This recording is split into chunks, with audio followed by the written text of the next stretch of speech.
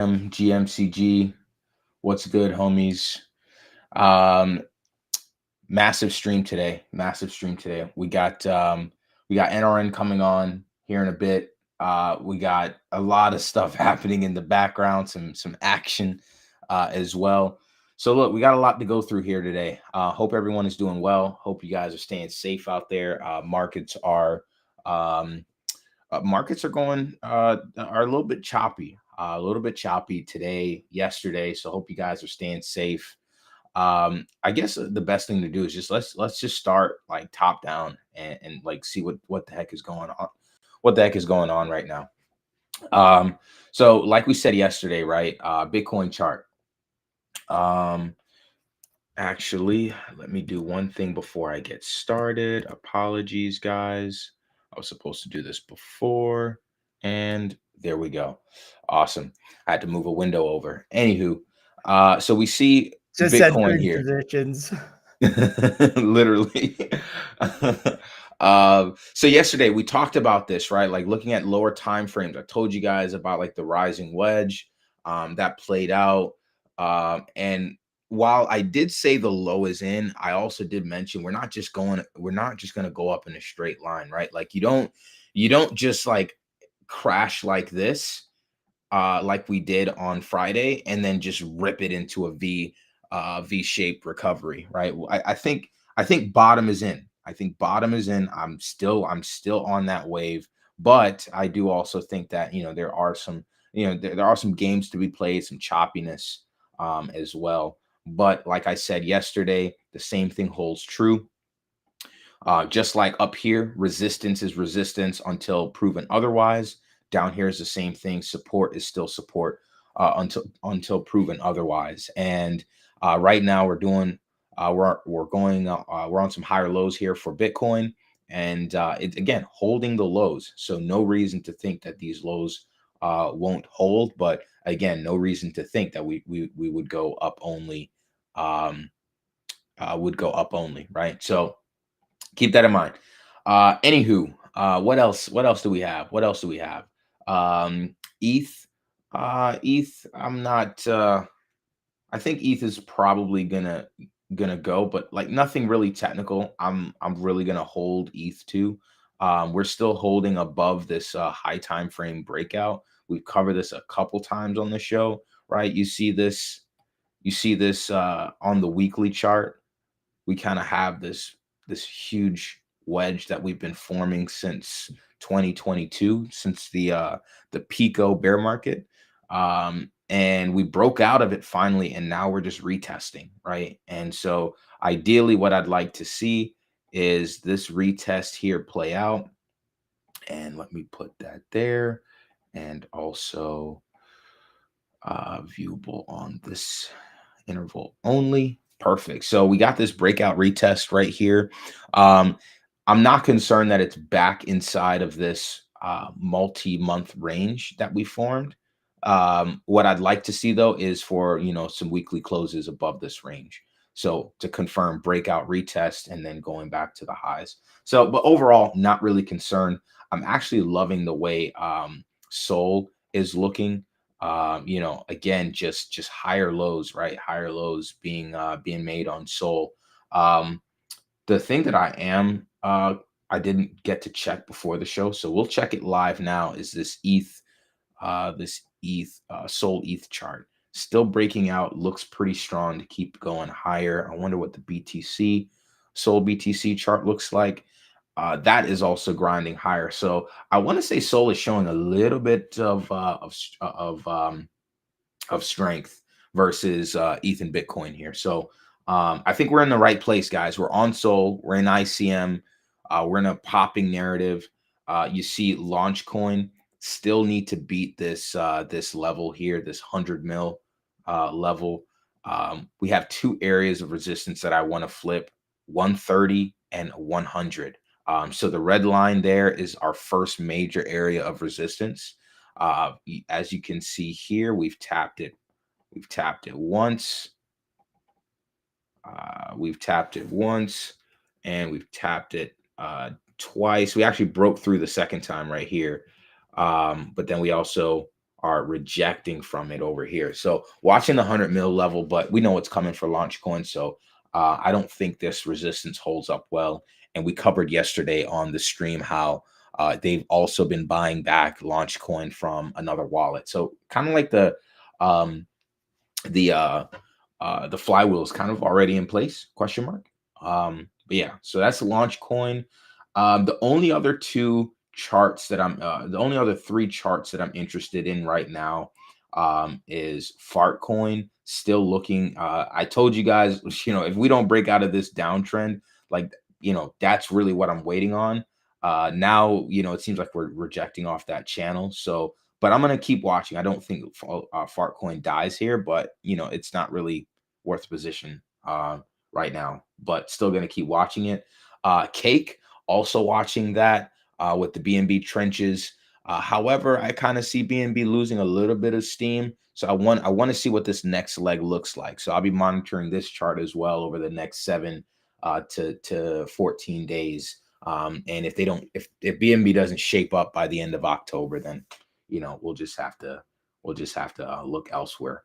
This chart, however, XPL, looking very, very nice. Looking very nice. I actually just put out a tweet just minutes before we um I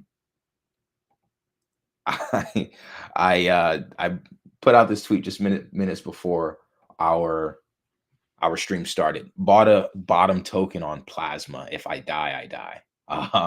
So I bought that because I'm seeing this Plasma chart here. So if we go down to the 12-hour, you see that we have this kind of resistance that we're almost breaking through, but we still need some closures. If we look down on a lower time frame, we're already getting like a 4-hour closure above that resistance area. But still need to see more PA develop before I gain more confidence. But uh, definitely worth an on-chain position. The way I like to think about it is on-chain acts as those tokens have built-in leverage. So if there's not a good leverage position to play here, which you could play leverage, but with the recent shakeout, I'm like, well, how about we just stay on chain, and the meme tokens on chain can act as a sort of leverage position on XPL. So if this breaks out and we can target this area right here at 70 75 cents, I think if we start flipping this level and then getting back above this key level here at 84 cents, if we can ultimately get back above 84 cents, I think on chain, some of the on chain stuff on XPL rips. Because right here, when we started to trend back up on SPL, some of the tokens on chain started to just overnight went like 3, 4, 5x. So just watching how the on-chain flows go when XPL starts to catch a bid, I'm confident in bidding these lows, because again, if we start getting back over these levels here above 70 cents, above 84 cents, I think we can see some on-chain stuff actually rip. And at the same time, there's only a few things that you can bid if you actually want to play there. So that's it. High time frame stuff. Let's see what else do we want to get into here? I mean, there's not a lot of action today, because of the price action on Bitcoin. If anything, just DCA opportunities here for some of our favorite coins. One DCA opportunity that we have right now is hedge money. Again, hitting the red box. Look, guys, I draw red boxes. We talk about this all the time. Not trying to, gloat or anything, but we're back in the red box. So a good area. Honestly, I love drawing these red boxes, just even for myself, because they help me to take the emotion out of the trade, right? Like if I've already defined an area to be a really good place to buy something, I just want to define it and just continue going along with the plan that I've laid out. Ave, Cryptor, Sup, GM. Hope you guys are doing well. Appreciate you pulling up to the stream. Let's see here. What else? What else? What else? I guess um what else can we look What at? else, man? I have an obvious one for you. How about the thing that just launched on Believe? You know what? I was waiting for it. Bang. All right, guys, Pantheon mode. As you can see, recently graduated here was something called Infra XA. Um, and I've been telling you guys, man, I'm stalking the Believe Launchpad. Like for any, I gave you guys this the thesis. I told you guys that with a flywheel, they're going to come out with launches. So I've been stalking this. As you can see, 7 days without a launch, and an hour ago we finally had another launch. So tell us about it, Dom. I don't know like how much digging you've done. Haven't done any digging. I've just been busy messaging the dev back and forth here, trying to get him on the show. So I haven't actually had time to dig it yet. But I have heard from a few people that this is a reputable dev. Not that doesn't mean he's not going to rug the token, but the dev himself is cracked from what I've heard. So maybe we just dig through the white paper, dig through the Twitter and stuff, and see what we can find. Let me close out some tabs because I've been just multitasking here. Nah, you're So good. bear with me for a sec. So I got the Twitter up. Let's see. So far, let's look at this. InfraX will become the leading AI infrastructure platform, offering better reliability, pricing, and developer experience and existing routing solutions. Our goal is simple: provide developers with a unified API access to 100 plus AI models with enterprise grade performance, transparent pricing, and zero vendor lockup. AI infrastructure should, I don't like this right here, be open, accessible, and built for builders. This is what we're good at. See our traction. Okay. Let's see here. Since launch, Infra XA has onboarded a handful of production clients to stress test our infra while generating revenue. Okay, well, they're claiming they're already generating revenue. A King's mentality 5362. Pantheon is so good. I'm an early investor. Yeah, they're actually pretty dope. I like their platform. I love like my trading terminal does have like the trenches where it tracks, launches from different launch pads, but it tracks everything. Like it not only Believe, but like Pump, Bonk. It tracks for meme now, and like I just like seeing something ICM dedicated, which is why I like Pantheon and love the Why direction. don't you just set it to Believe only? I do, but I feel like sometimes either Believe, maybe it's just their launches aren't maybe they just don't have a lot of launches, but I just don't I don't know if to say I don't trust it, but like I just feel like it doesn't capture everything, or I don't know. No, bro. You guys got to get on Axiom. Axiom's the wave. I'm telling you. I don't know. I like Padre, man. What can I say, bro? I love Padre. There's a reason no Like one's using Padre, bro. Okay, we can do the trading terminal discussion another time. yeah. We got to table that discussion. Okay. What else? What else? What else? Let me go to their website real quick. Let's get a TLDR on this. Just I'm gonna write a note about it. The infrastructure layer for the intelligent web. I have their white papers pulled up too. I'm not sure if you want me to talk about that. A unified platform where compute, data, and routing converge. Unifying tools, data, and inference under one reliable control plane. Huh. Yeah, go ahead. Do your thing. Used in production by two YC-backed companies. Very bold claim here. Would love to see them prove that. Okay, let's see. The abstract is InfraX is a decentralized infrastructure network designed to democratize access to AI compute data and modern machine learning capabilities. Okay, we already see a lot of decentralized inference. That's not super unique in and of itself. Our mission is to ensure that every company, whether Web3 native or traditional, can access reliable, affordable, and hyper. Okay, by bridging distributed AI, serverless data systems, and tokenized incentives, infrastructure creates a sustainable foundation for. Okay, so, but how do they source inference? I guess number one, number two, are they cheaper? What's their mode here? Vision to build I'll AI say, layer. Yeah, jump in, bro. so I'll say this. Let me pull mine back up for a hot second. Um, freaking A. Core offerings, serverless vector database, InfraX Vector, the first product in the InfraX stack, a high-performance serverless vector database comparable to Turbo Puffer, optimized for retrieval and search workloads, built for both traditional and Web3 applications. Multi-provider unified. Okay, so multiple different LLMs included in their AI inference layer and decentralized node. Okay. I'll put my screen back up real quick. Let me see. How do Yeah. I'll let you guys. I'll let Josh do it. Here. Oh yeah. Yeah. You just got to drag and drop. Just drag. Okay. Mhm. So apparently queries per second are 240% versus alternatives, faster than competitors, and a multi-region failover. So apparently these are some benchmarks that they have. Again, this is on their website. We have no way of confirming like any of this stuff.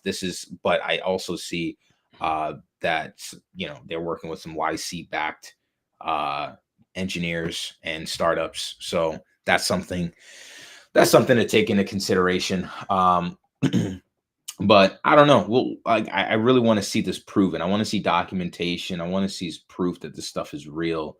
Before you know, before anything else. What were the benchmark numbers? Let me see here. Benchmark numbers. Where were they? Where were they? Yeah, here. Latency is 3x faster than competitors. Storage efficiency is SIMD optimized. Compression, and then the queries per second is 240% more at peak load than alternatives. So I guess that's like when you ask what's their moat, I guess that is what it is. But yeah, I guess for non-technical backgrounds, the best thing is just getting him on the show to like kind of explain that difference in their mode and what sets them apart. Yeah, because there's so many people doing decentralized inference and this sort of yeah, technology, being speed efficient, being cost effective. So it would be interesting to get him on and actually touch on it himself. I guess like that's kind of the limits of my knowledge here on something like this. So I gotta hear it from the horse's mouth. Well, I guess we can now just transition into robotics. So we have NRN coming on the show here in just a moment, and here Boom. he is. What's What's up, going guys? on? How's it going, man? Hey, Wei, thanks for joining us. Yeah, absolutely. Can you hear me okay? You sound Perfect. great. We had the Kodak team on, what was it, like 2 weeks ago? Yeah. And obviously we talked about you guys a bit with that relationship you have. So excited to get you guys on. Glad you guys can make it. Yeah, thanks for having me on. Looking forward to this convo. Cool. Well, we typically just get started by jumping into it with an introduction of yourself.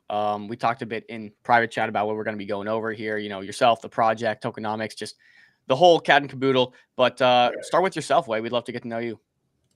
Sure. So my name is Wei, co-founder and COO of a company called Arena X. We actually started in Web3, building a game called AI Arena. So people may know us from those days. Since then, pivoted to more AI infra, specifically as it relates to gaming, but now more so robotics.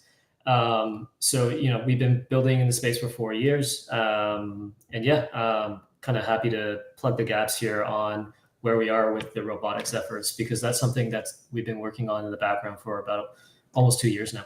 Can I just butt in? So I actually remember you guys from AI Arena days, Yeah. and migrating. I believe you went to Arbitrum at first. Solana was a little early back then, but can you just run through AI Arena and like what the key learnings were there, and what that product was? I believe it was like AI agents fighting each other in a gaming context. But yeah, if you want to 100%. Yeah, so AI Arena actually still runs. There's still an active player community around it. We do tournaments and competitions every month. So the game is, like you said, it's like a Super Smash Bros-esque fighting game. But the gameplay is actually very different. You're actually teaching these AI agents how to basically fight the way that you would fight in the game, right? And it's a very kind of, I would say, granular kind of training process in the sense that you have a lot of flexibility and capability in teaching these AIs to do exactly what you want. So it's actually quite a competitive game. It's very high skill cap, and it features pretty, I would say, groundbreaking technology that are featured in these types of agents. We actually don't use large language models. All the models are developed in-house and they're proprietary. And they feature a lot of elements that are actually being adopted and applied to robotics, which I can get into. So I think the underlying kind of technology stack that we built for that game, a lot of it is now being used in what we're doing to kind of train robotics going forward. And there's a very good reason why it's well placed for this kind of robotic theme that we can get into. This video I have up, is it kind of demonstrating that sort of thing you were just talking about here? No, this one actually features a new pipeline that our engineering team just built up. I think this it was kind of funny because we're close with Yellow Panther, and I said, hey, can I just take one of your videos and do kind of a demo in terms of this pipeline that we're building up? But what it showcases is the ability for us to basically train a robotic simulation policy with just video input.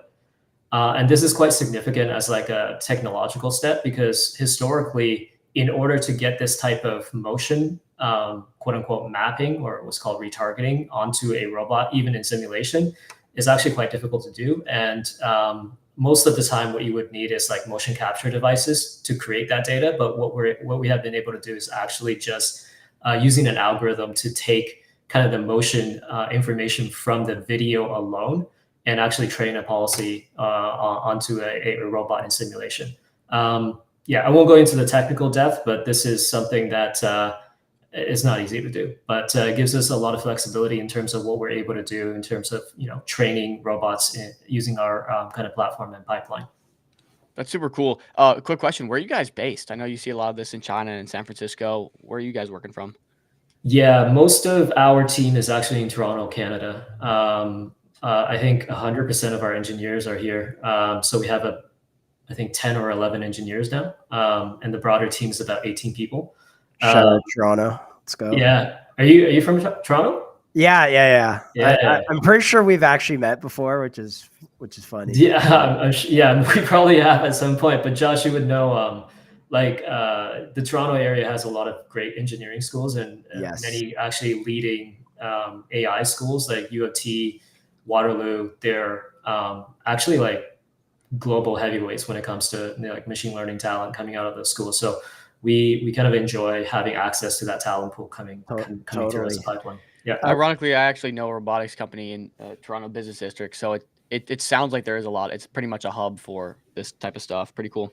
Yeah. And wait, can I ask a bit about that video pre Dom? I don't know if you can bring it back up, but just the implications of training robots like this. Like, I think a lot of people are kind of waiting for that moment when robots are going to walk down the street and pick up garbage. And that's kind of like, okay, like, this thing is real. And like, right, here's the 10X, in GDP growth that we're about to see and all this kind of stuff. So like, is the implication that like you can just send a video into this model and then it gives of like a task that needs to be done, learns on it, and then like within minutes is like can actually replicate that? And then like previously, like everyone remembers Boston Dynamics and all those old robots. Like, can you just contrast way of training to this methodology? Yeah, for sure.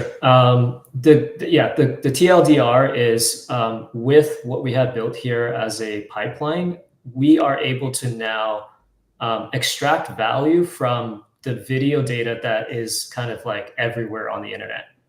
And that's a pretty big deal because it just expands the surface area of data that's available to train robots. And the data availability problem is a huge problem in robotics. I'll contrast that versus large language models. Large language models have scaled very, very quickly in the grand scheme of things, primarily as a function of the fact that there has been this wide public data set called the internet that's been available. And that has served as like the core data that's been training these like very powerful language models. Robotics data historically has been constrained by the requirement to collect real world data, right? To train a robot, you probably have to start by collecting kind of motion data that's coming from a human wearing motion capture devices, or now there's basically more kind of efficient teleoperation technology. But it's there's like an order of magnitude contrast between the data that's available to train robots relative to like large language models. So a lot of the projects that you'll see coming out in robotics is actually targeting to solve this data gap problem. What we've done here is, because we're able to now kind of retarget motion information from just video information alone, we're able to now basically access a lot of the video data that's available already out there on the internet and use that as a source to train robotic policies. This just gives us an advantage in accessing a data set that most other people can't use yet. Yeah, and I have to set the stage here because Tesla's autonomous robot program has added, I don't want to say trillions, but hundreds of billions of dollars to Tesla's market cap just based on their ability to build humanized robots. A big component of that is, the Tesla cars that have been driving around for years on end with 500 to 1 million vehicles, capturing the camera data and then training up those cars with that data. That's been a moat for Tesla and a large part of their market value. So what basically you're telling us is that you found a way to do something similar that kind of like almost negates maybe Tesla's moat in that way, and then do it with any video on the internet. Yeah, I wouldn't say negates Tesla's moat. I'm not going to go out there and claim that we're going to be going claim, up against but, I mean, I would lose all credibility if I said that. Yeah. But thematically, I think directionally you're correct. And what the punchline is, with this type of pipeline, we're able to release a latent data pool that people have not had the opportunity to use historically. And that's just that is a an area of opportunity for us that's kind of unique. And this is something that, still requires R&D. It's not perfected yet. Like, this is obviously a demo. To generalize this across all form factors of different hardware and things like that is not simple. But the pipeline in terms of the underlying kind of fundamentals have been built. And this is something that we're kind of showcasing as a demo here. And then the next step is actually mapping this policy, which is being trained in simulation, which is like this like digital environment, onto an actual, humanoid robot. That in and of itself is a huge engineering R&D kind of undertaking, and it's basically a general problem that hasn't been solved in robotics either just yet. So we're kind of implementing internal kind of methodologies on that sim to real transfer part of the pipeline, and that's always been an area that we kind of focus on. Like, if I were to give like a core kind of soundbite about NRN and where we differentiate relative to most other robotics projects that you'll see, is we focus on the models. That's where we play. We try to push innovation on the models that are powering the robots. I think most projects you'll see has some element of like data focus. We have our own kind of data aggregation and collection pipeline, but we're really about kind of R&D and innovation in the in the model part of the value chain, particularly as it relates to kind of reinforcement learning techniques being applied to these models. And what makes the model more important to focus on than the data? It's not necessarily more important to focus on. In order to solve the problem of robotics, i.e. having kind of like these general humanoids that can do everything and just help us in general in real life, there are multiple different bottlenecks that we have to solve. Data is one of them. Models is another. And what the reason why models need to be innovated on is there actually has been this like broad kind of myopic focus within the AI thematic over the last few years on large language models. And that's not a criticism. Like, LLMs have been incredibly valuable and useful to everyone. from a commercialization standpoint, obviously is one of the greatest products ever created. However, the type of models and how LLMs are trained takes a particular approach. And it's how do I, it's actually quite clunky, and it's a massive kind of a capital expenditure and technological lift to train these models one time. And then what you're doing is really, after a really massive training run, when we're kind of querying these LLMs, what you're doing is you're running inference, right? The problem is you can't take that type of approach or architecture and just apply it onto robotics, because robotics are actually edge devices, right? And these things need to be able to run inference and compute and understanding of its like physical surroundings in real time with almost zero latency. So you can't really just load something that's really big in terms of these billion parameter models like an LLM onto a robot and expect it to work. So we have to actually explore our way more lightweight, efficient architectures of models that can run inference in extremely fast speed or low latency at extreme modest cost, or else you won't have the ability to actually realize this future where you have these humanoids helping you in the homes. So this is a fundamentally different way of solving the model problem that is required to scale this type of industry, which is dramatically different than LLM. So, and ironically, or fortunately for us, I think what people don't realize in terms of the types of agents that went into AI arena, the architecture of those agents serves robotics actually extremely well. And I won't go into the technical details, but like in AI arena, every single character is actually a unique and distinct model, and you're able to mold it through your teachings over time. And these things are running tens of thousands of passes of inference every single minute within the game. If you were to try to replicate that using a fundamental architecture that's similar to LLM, it would blow up your costs to astronomical amounts of money. You couldn't do that with traditional technology. So we're taking all of the things that we did with AI Arena that was kind of buried under the hood, so people don't really understand the technological sophistication behind the models that we created. And now these are actually extremely aligned with the problem statement of robotics in general, which is why we've, over the past 2 years, have been working on transitioning our platform to fully service the robotics opportunity set. I have another question around where this meets the hardware. So obviously you're building this ability to train hardware at the end of the day. There are a wide ecosystem of hardware manufacturers, many in China. I'm sure South Korea has a ton. The US has some. How do you work with hardware manufacturers to actually make this real? Yeah, 100%. Robotics is like very interesting because it is this combination. This is like a combinatorial problem with software and hardware. And you're right. Like most of the hardware manufacturers are in Asia, specifically China. And then obviously in the West, there are these what's called vertical integrators where they do basically everything in-house. So Tesla is an example of that with Optimus. What else? Like you have Figure, obviously, is another big vertical integrator, 1X. And you have the likes of Neura in Europe, et cetera. So we actually do work with directly hardware manufacturers through our, we work with them through our NRN platform, but we also work with them through Psy, which is our other platform. And I know prior to this show, I think the team mentioned, hey, the audience likes alpha and things that we haven't really talked about yet. And Psy would be one of those things.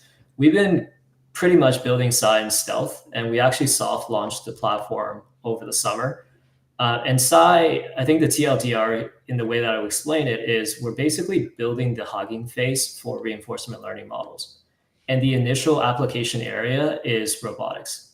And the way that we do that is we're able to spin up all of these kind of interactive environments in simulation to tackle challenging kind of robotics problems.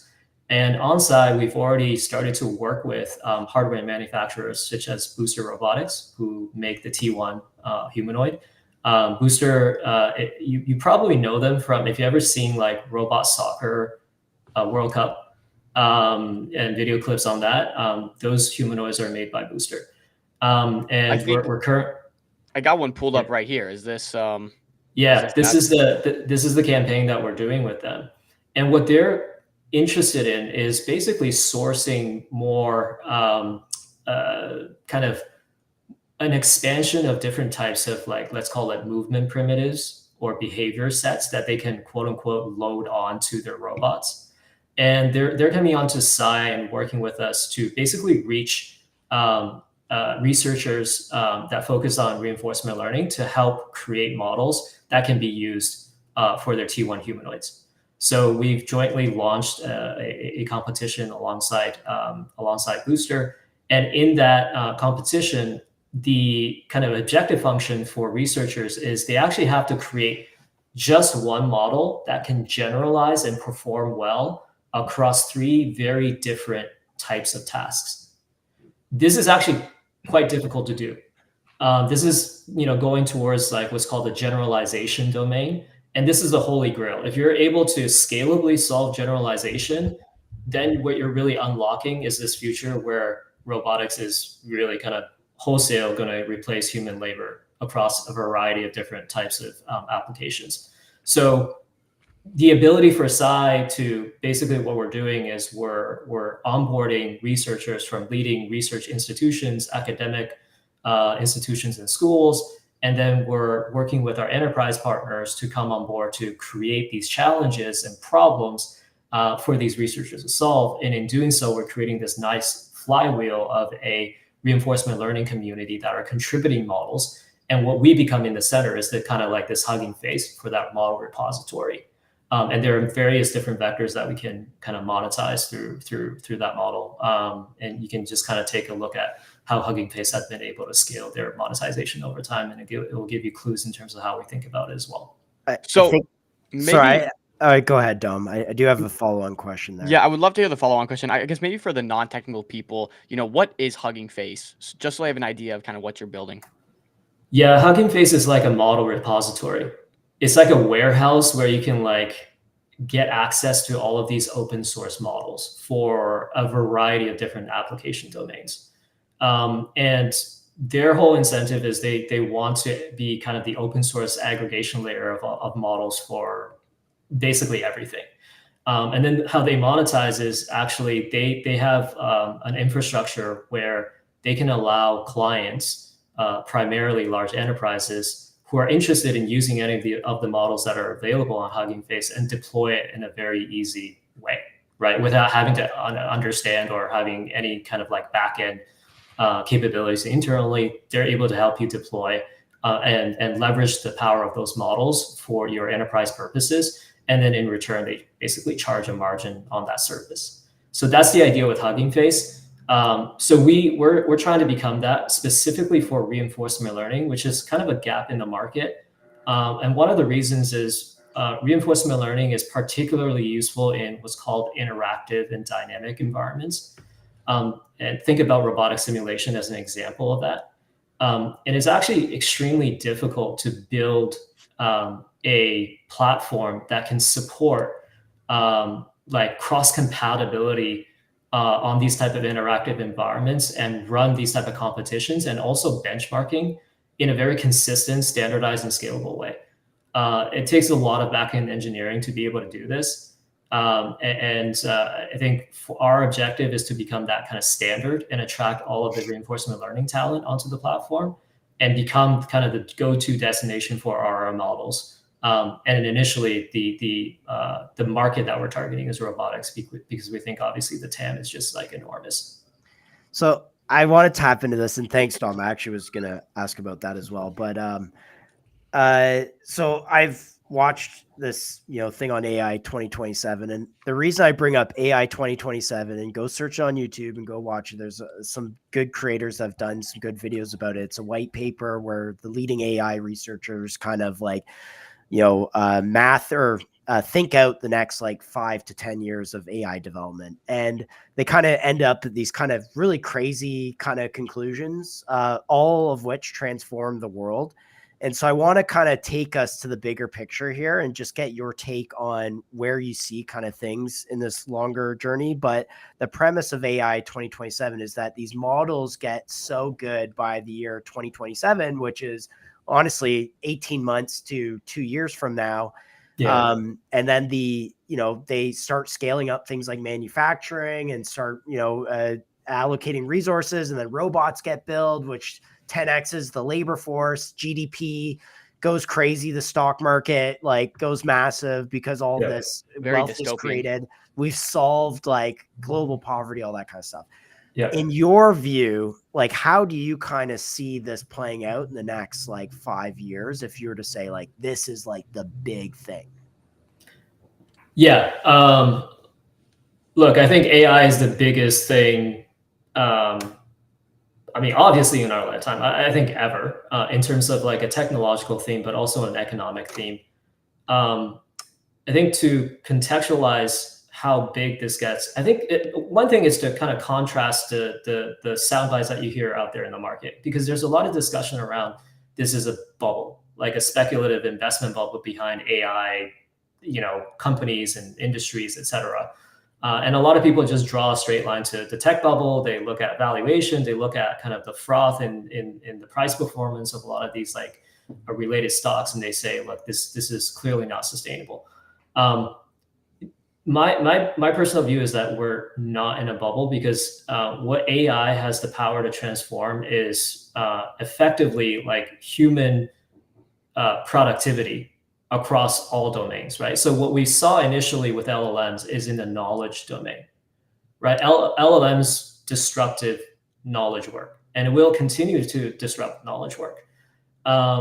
We are starting to already see the junior level kind of roles that historically have existed in a lot of knowledge professions are rapidly disappearing, because AIs are just better at that, right? And you don't really need an analyst or associate in a financial services context anymore.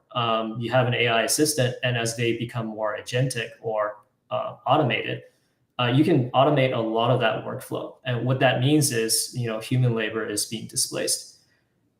Robotics is the natural extension to everything in the physical world. And do you guys know how big the global GDP is for human labor? Do you want to venture? How big? How big? $50 trillion Jeez. annually. Okay. That's the TAM, $50 trillion. Crazy. So let's just assume for a second that we solve this problem of scaling embodied AI for physical labor and anything that's kind of requires us to operate in the real world. The market opportunity of a $50 trillion per annum market is staggering. And we are standing on the precipice where a few of these companies have a legitimate shot to be massive owners of that pie, right? Those being the likes of Tesla and a lot of these like leading kind of vertically integrated robotics players. I mean, even if you capture 1% of that pie, that's a staggering amount of market cap that you're adding to these companies over time, right? So a $50 trillion opportunity set, if captured by some of these companies, will sustain continued kind of expansion in market cap in some of the largest companies that we see on the planet. So is this a bubble of the long term? No. Now, what it is really interesting about this is that to fund the growth in these companies means the cannibalization of humans' role within the world, right?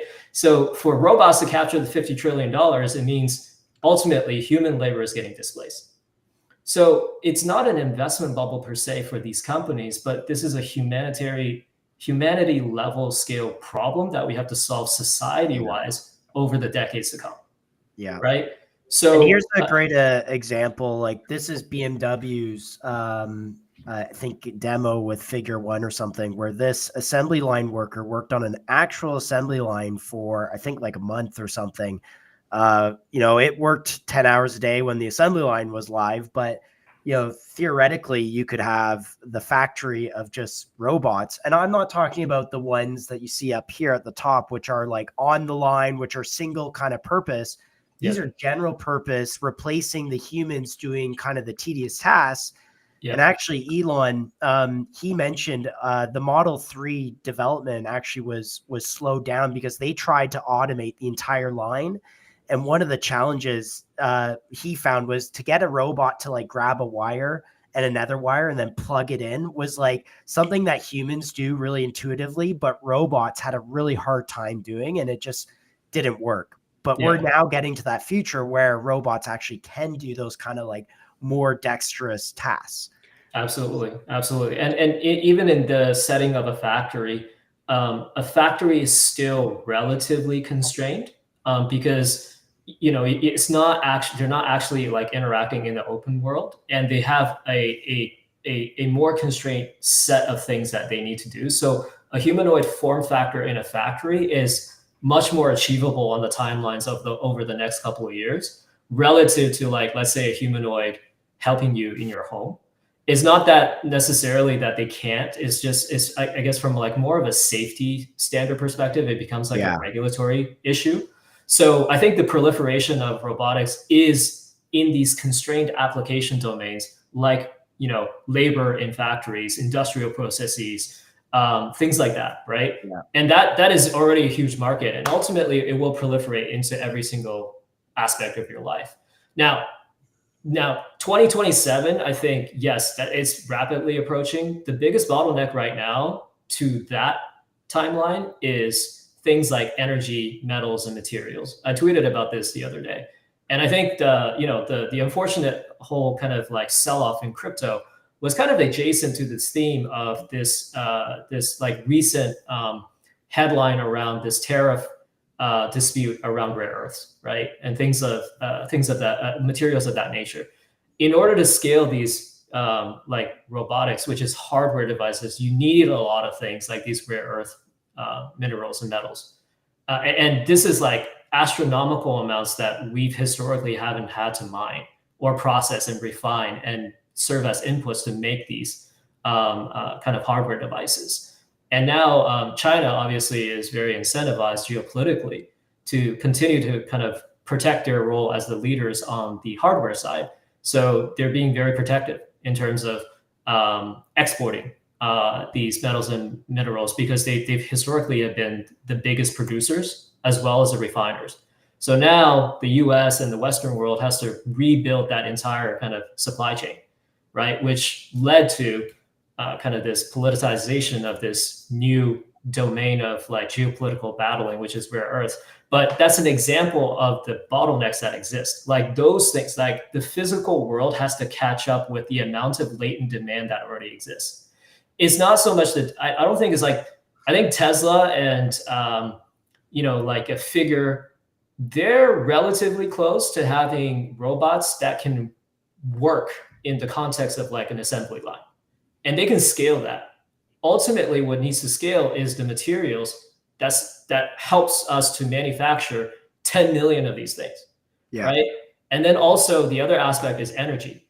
The US does not have the electricity capacity to service the demand of training and inference for AI models, just on LLMs alone. And now we're kind of layering on millions and millions of hardware devices that are all running inference on the edge.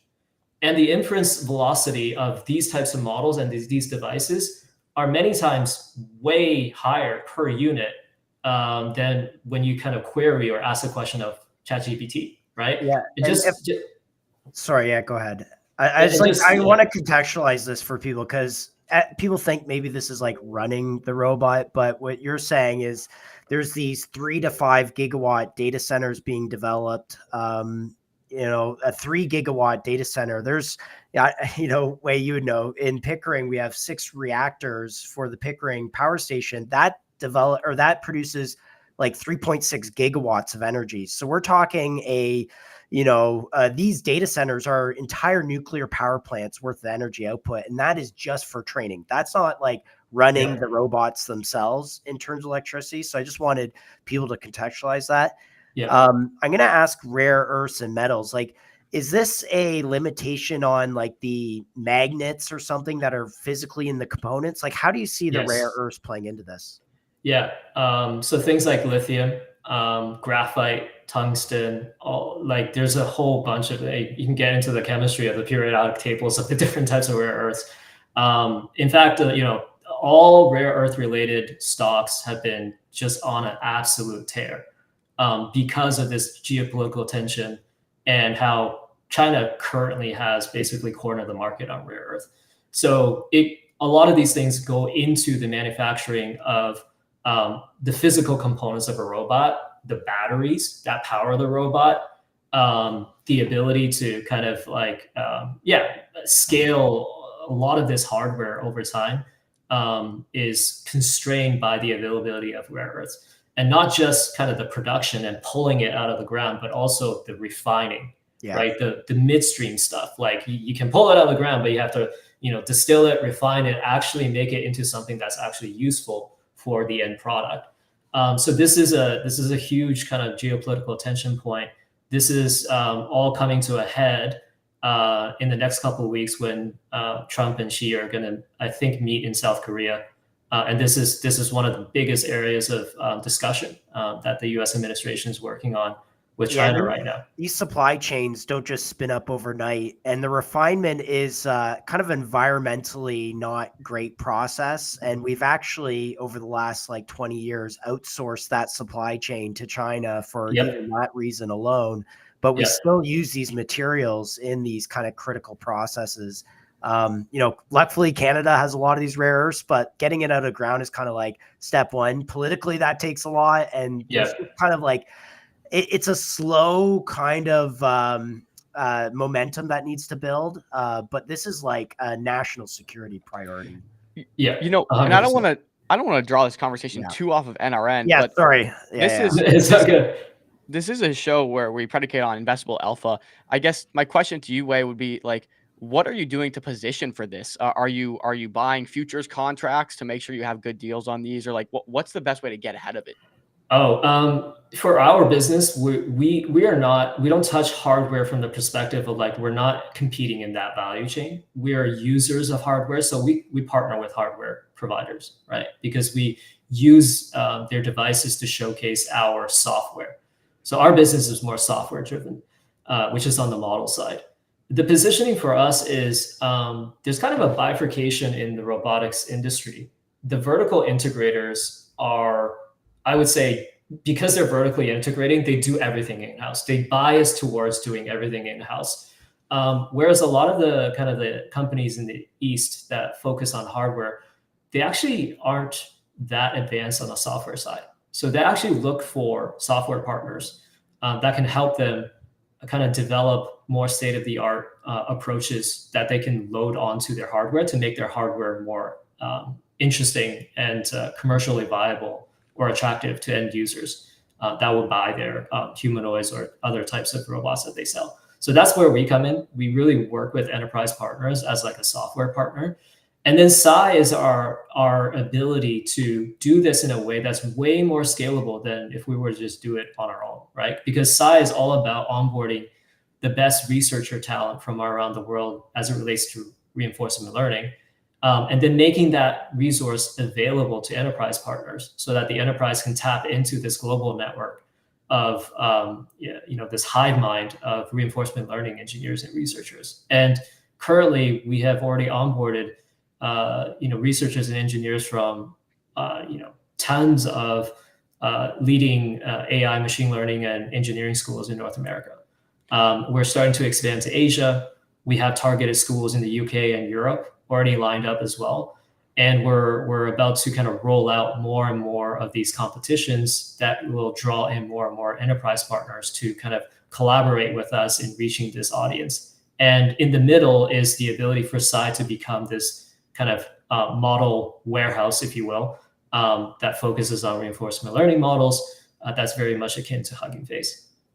So maybe explain how you guys derive value from this. We see these insane contracts going out where AI is poaching. A lot of this is surrounding AI talent and engineers, but poaching these people for $100 million contracts. Where do you guys drive a lot of value from bringing all of this to one centralized place? Yeah.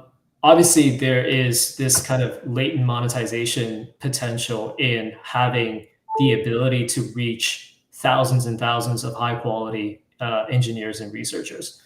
The way that we can monetize is, replicating kind of the Hugging Face model, which is to basically ultimately monetize the enterprise partners, whether it's deploying of these models through our platform, whether it's sourcing talent specifically to solving their problems for some of the products that they're releasing. And one of the ways that you can monetize there is through kind of a sponsorship bounty that you put on each of these competitions. One of the best comparables for that is a competition platform called Kaggle. Kaggle is like a data science competition platform. They charge large enterprise partners $150,000 to just list the problem on their platform, because they have basically millions of data scientists registered to their site, right? So enterprises go there and they pay for the privilege of listing. There are also other ways that we can monetize through effectively charging a margin on compute. We can provision and secure compute at a commoditized price level and then sell it via helping enterprises run these models for their own purposes, but we're basically charging them a margin. That ultimately is something, for example, in the Hugging Face case, where they effectively make the largest volume of revenue. So those are all kind of monetization vectors. The other area that we're really going after with Sai is actually making it also the benchmarking standard for reinforcement learning models. So if you guys are familiar with things like LM Arena, which is kind of like the benchmarking destination for any frontier LLM that gets released, we're basically trying to do that for all reinforcement learning models, especially as it relates to robotics. And the reason why that's important— Can I ask, Wei, not to cut you off there, but can I ask Yeah. what the competition looks like? Who else is doing this? No one, because it's actually ridiculously difficult to become a benchmarking standard for robotics, because I can't begin to tell you how clunky the backend is. Like, it's impossible. Like, there are different simulation engines, there's different kind of containerization environments. In order to have something that's standardized where you can actually compare things on an apples to apples basis, it's a nightmare trying to make that kind of backend infrastructure work. So that's what our engineering team has been working on for the last year and a half. And now what we have is the ability to do that, which is really exciting. And just a side note on this benchmarking thing, and it's a great question that you brought up, like who else is doing it? We saw it as an opportunity because there's a huge gap in the market, and this is a critical service that needs to exist. And you can make an argument, things like LM Arena has made LLM innovation faster, because now there's a transparent third-party, impartial party that can showcase results on these models without these first-party companies cherry-picking the results and just telling the market that, hey, we're good at everything. When in reality, like, businesses are self-interested in promoting their kind of software and capabilities in the best light, right? So we're trying to establish ourselves as that standard, and if we're able to do it and be the first to market, what it also means is just that we have tremendous distribution and attention and awareness from the entire AI industry. Because if you look at the frontier labs like OpenAI and Google, they take things like LM Arena extremely seriously. Like, we were talking to like DeepMind folks, and they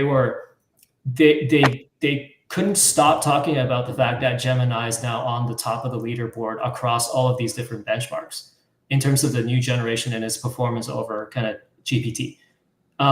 So this, like, as we become kind of the standard for benchmarking for RL and robotics, inevitably the frontier labs will have to come onto the platform, and we'll be featuring all the state-of-the-art models, and we'll be doing kind of comparisons across our benchmarks. It just gives us a nice attention, awareness, and critical mass kind of flywheel within the industry, where we become the destination. It actually makes all the other aspects of our business more powerful.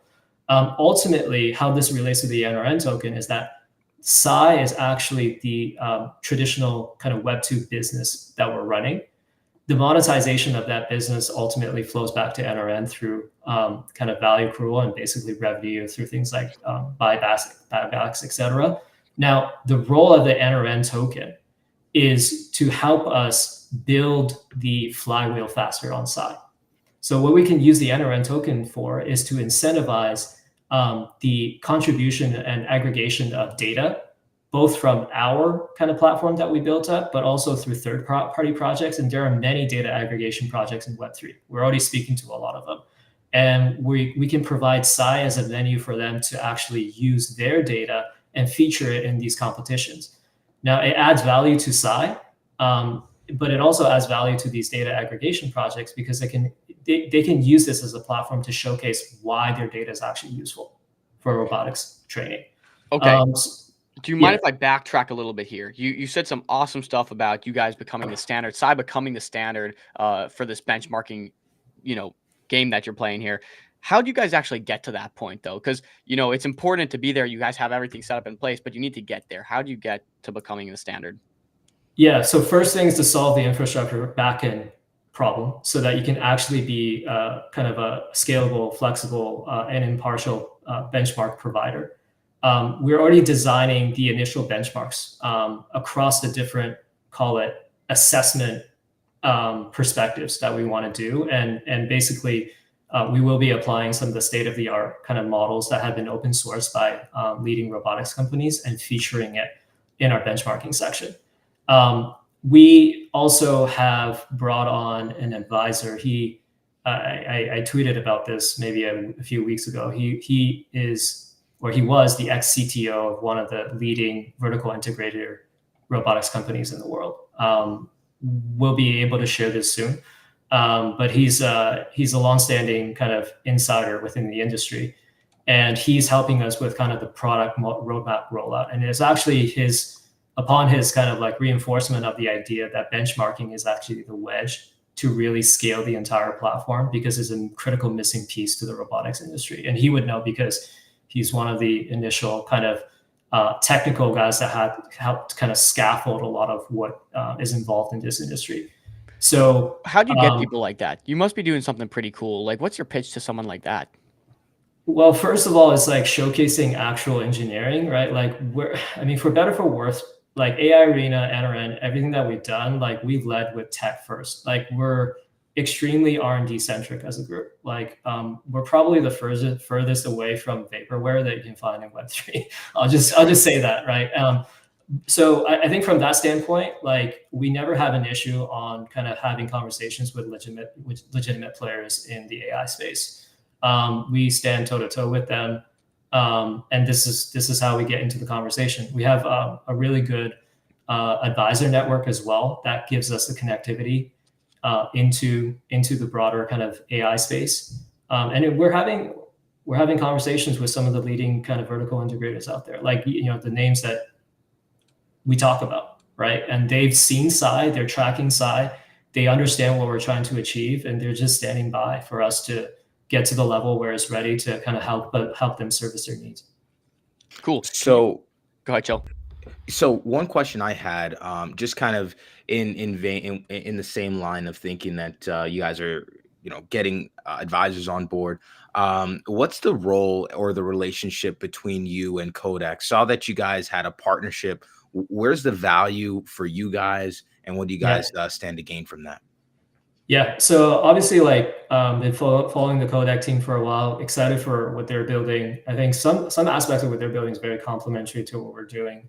For this initial campaign with them, what we want to showcase is a version of the benchmarking framework. So what Kodak, I think, is going to be releasing is the ability for people to basically control, I believe it's like robotic arms as actual hardware, and train a policy for these robotic arms. And they can, it's going to be like kind of open competition, right? And anyone can contribute data for the training of these arms for a policy. And we're going to be using Sai to basically benchmark all of these different policies coming through. To showcase the ability for kind of the benchmarking primitive that we're just talking about. Now, this will be a relatively simple version to showcase to the market, but the back end that's necessary to support this campaign is generalizable across more sophisticated type of benchmarking that we'll be doing for these like frontier models that these labs are creating. So this was a nice kind of complement for us to work on Codec with, because it was an opportunity for us to kind of bring forward to the market this whole benchmarking theme that we're really tackling. Love it. Yo, do you guys want to jump back over to the token? Because I know we were kind of getting into that before I brought us back here. So you said people can come upload data, add to the benchmarking. It provides you guys with valuable data and benchmarking statistics. In return, they can maybe earn tokens. Tell us a bit about the tokenomics, the token structure, just how that works. Yeah. So admittedly, there's a big component of the tokenomics that are still under design. One aspect of the initial kind of utility behind the token is it will help us power our own data collection pipeline.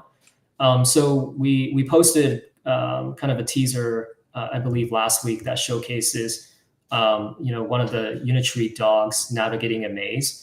And that was trained off of data that was collected off of our platform. So we're going to open up that data collection platform more broadly in the coming months.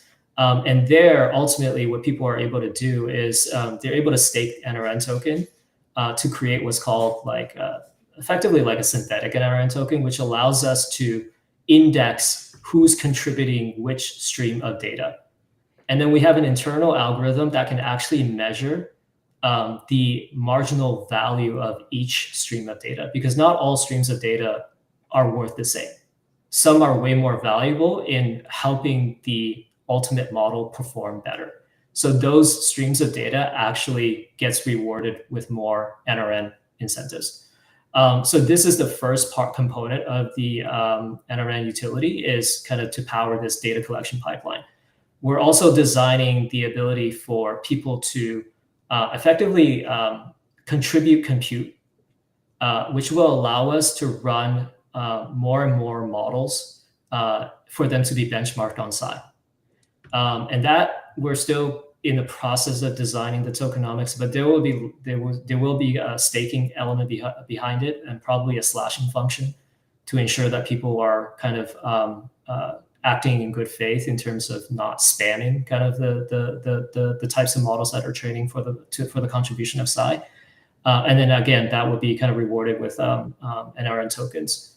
And then the third thing is we're thinking through, as we work with third-party data projects who might become kind of a partner and bringing their data onto Psi as well, there may be other ways that we can feature NRN tokens in kind of a staking component in that process as well. I think one of the models to potentially think through there is perhaps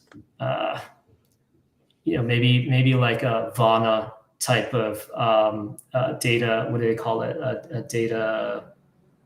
Are you guys familiar with Vana? It's called a data collective or something. I can't remember the official term. No. But I'm honestly not familiar. But yeah, there's different types of approaches that we can take there. But it's basically like you're able to kind of dump data into a collective reservoir, and then the Data lake. I think they call it a vault. Okay, data vault. Yeah, or something like data that. lake is such a 2010 term. Yeah. But there's, you can design kind of like staking loops behind that, and you can potentially gamify it a little bit more, almost kind of akin to what Almanac is doing, right? Where like you're kind of contributing to a particular kind of data pool, and that if that data pool ultimately has market value because people demand that data for research and training purposes, and that data can monetize, then that vault itself can make more revenue, and you can share it amongst the people that actually stake behind it. So there are various different kind of design iterations that we're thinking through for different components. The key thematic here is NRN helps us accelerate the flywheel for Psi, and Psi is really the monetization revenue generation engine, which then funnels economics and value accrual back to NRN. However, I have to be very clear, Psi as a product is a Web2 product. People on Psi, they don't see anything Web3. We don't want them to see anything Web3. It's a traditional business, and they don't need to understand that what's actually accelerating the scaling of Psi is being helped by a Web3 community with tokens as incentives. But it does allow us to accelerate the flywheel on this traditional business faster. And I think this complement of design, I think, is what holds the future for kind of Web3 kind of token sustainability. Because it's not all about just like token utility for the sake of token utility. Like, that doesn't fucking make sense. Excuse my French, but we know that tokens are a great incentive primitive. We know it's a coordination factor. We know that it gives us distribution and access to a global kind of labor pool, if you will. And let's leverage all of those positive aspects of tokens. But we don't have to build complex tokenomics just to make kind of the value accrual part of the flywheel work. Have that be an actual business that can scale standalone and use this as a way to accelerate the scaling of that business. And I think you're now then marrying the best of traditional Web2 VC and massive capital raises to accelerate product development and scaling. But instead of just leveraging kind of VCs and their capital, you can mobilize a global labor pool to really converge and concentrate on that effort. And I think that's a great model for how I think the Web3 ecosystem can evolve going forward. So maybe I could give a little context around that model. So it's you have this token. People can earn token via adding value to the ecosystem. The value then goes to Psi, which churns value in forms of revenue, which ultimately closes this loop back into value for the token. Exactly. Can you tell us what kind of value is closed back to the token to keep that token valuable? Because without a valuable token, then there's no value in people uploading data, which kind of the loop kind of fails in and of itself. So how do you go from Psi to bringing that value back to the token? Yeah, absolutely. Well, first of all, the market has to believe that Psi has value. Yeah. Right. This is always the starting point. This is no different, even if you were to raise in Web 2, right? Like, the starting point of Uber is some VC believe that Uber will have value, right? So they cut a check for hundreds of millions of dollars to say, hey, go build a technology, and here's I don't know, you can use $100 million to subsidize initial drivers to come onto the platform. At that point, Uber doesn't make money. It's building network effects, right? Yeah. And it's the same thing with Web3 tokens as well. Initially is a belief in that this model ultimately will generate revenue. Now, what Web3 allows us to do is theoretically accelerate the speed at which these network effects build, which is very important. So the time that it took Uber to scale to whatever it was, maybe the Web3 version of it, if it was executed correctly, could have cut down that time into half, or maybe 3/4 or whatever. So that's kind of the general underlying premise, and that's no different between traditional kind of cash-funded businesses relative to Web3 businesses. Now, the credibility of why Psi will monetize is rooted in the fact that we solved a very difficult back-end engineering problem, and there is an inherent demand and gap in the market for the critical services that we bring, which is this kind of benchmarking capability, as well as a platform to onboard the best and brightest research engineers. There's many traditional precedents that have been out there in the market to demonstrate that these business models work. Primarily Hugging Face, even XPRIZE, Kaggle, these are all examples of businesses that have scaled using this kind of playbook. Now, what we're targeting is a specific area called reinforcement learning that we think is a future contributor to AI scaling progress, whereas historically it's largely been LLMs. RL stands to be, I think, a critical kind of unlock of a lot of things that are going to continue to propel AI forward. And then on top of that, RL being applied to robotics is very important, because robotics is one of the critical industries that's about to scale in AI. So we're taking a business model that has demonstrated its efficacy and applying it to a gap in the market, where where we all probably agree that this market has tremendous amount of TAM. And it's actually a critical bottleneck that we believe is slowing the progress of the industry down. You need impartial third-party benchmarking to help reveal the information in this market to see who's ahead. And this actually allows competition to become more efficient, right? So that to us is kind of like the credibility behind Psi as a platform in terms of how it's going to monetize. And then ultimately that monetization will flow back to the token through a variety of different ways. Like obviously buyback is one channel, but we can use it also for ways to kind of, invest in other capabilities behind the token ecosystem as well to help it grow. I love that example with Uber. I think it's fascinating because for those that don't know, Uber operated at a pretty significant loss for years and years and years on VC money, on funded money. And then when they actually kind of kicked into gear with their revenue, they quickly scaled to an economic shift when it comes to, people getting jobs. So I love the way you framed that for NRN. I think it's spot on. And I think that conversation we see so often is, okay, we need buybacks now. We need value accrual to the token now. And the fact is, no, you want to bootstrap until you're at that point. So fascinating take there. Maybe as we kind of keep pushing this towards a wrap up here, give us an idea of roadmap, anything you got coming up, what you're most excited for, etc.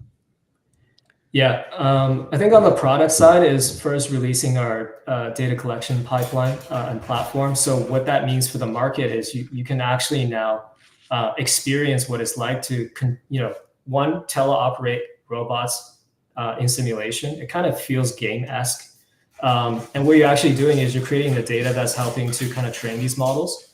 And then we'll feature these models in like competitive settings, which makes it fun. And because Web3 is really about kind of attention capture. So we still want to utilize the technology that we're creating to generate that attention and buzz around the project. And that serves a purpose because it continues to bring more and more attention to the token, and the token should, elevate in value, which accelerates our ability to deliver on the flywheel on the side, which makes monetization faster and value accrue back to the token faster. So wait. all these things are related. Yeah, and can I buy? You see like Cluely going very viral right now, and you see like there's this build in public startup culture we're seeing, and you kind of hinted at that a bit by with the Web3 feature and keeping everyone excited and that side of the business. How are you guys trying to maybe go viral and make this thing just a household name, if you will? Yeah, I think that's where we kind of lean on our gaming background, right? Where you have to make things entertaining. You want to make it entertaining. You want to make it competitive. Maybe feature speculative elements behind that experience, which is quintessentially Web3. And things like robotic combat, robot racing, like those things naturally capture attention. Like people just like it. Have you seen the Fight Club in San Francisco? Robotics Fight Club? Yeah. And we're actually working with them. So, some of those, just one segue, all of those robots right now are remote controlled. Just so you know, right? Like, is someone controlling it? Growing up, BattleBots was huge. Yeah. So what we're doing is, and we show, the whole YP dance pipeline, like we're trying to use that to train models so that these robots are fighting autonomously, i.e. no one's controlling it. That's crazy. Right?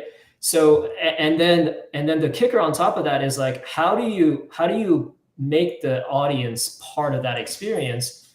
We can use our data collection platform where you guys can go on the platform and actually control the robot and teach it different skills and know that your contribution has actually helped that robot perform in the ring to some degree. That's right? A crazy idea.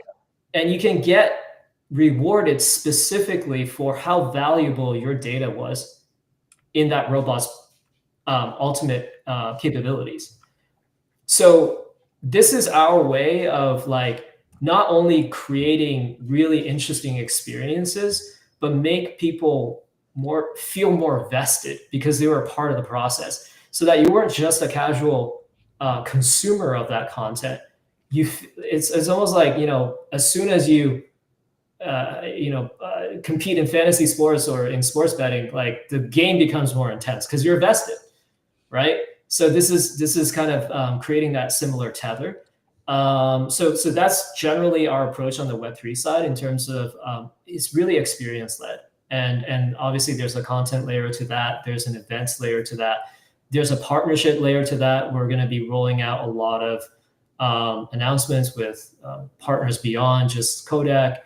A lot of the other robotics projects featured in the ecosystem.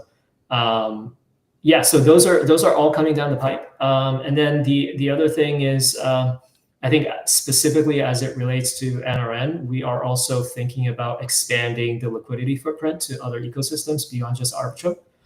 So that's something to kind of look forward to, because we know we get a lot of feedback there from the community in terms of access to the token. So that would be getting rolled out. But yeah, and then Psi independently is going to continue to scale. We're going to go and continue to bring research talent onto the platform. We're going to expand to Asia schools, European schools. We're going to be doing a lot of local grassroots level community building with professors, student kind of clubs, as well as leveraging kind of professional networks through our advisors as well. And hopefully over the next 6 months, you guys will be seeing some more kind of household names as it relates to kind of enterprise partners that we're going to be rolling out through Psi as well.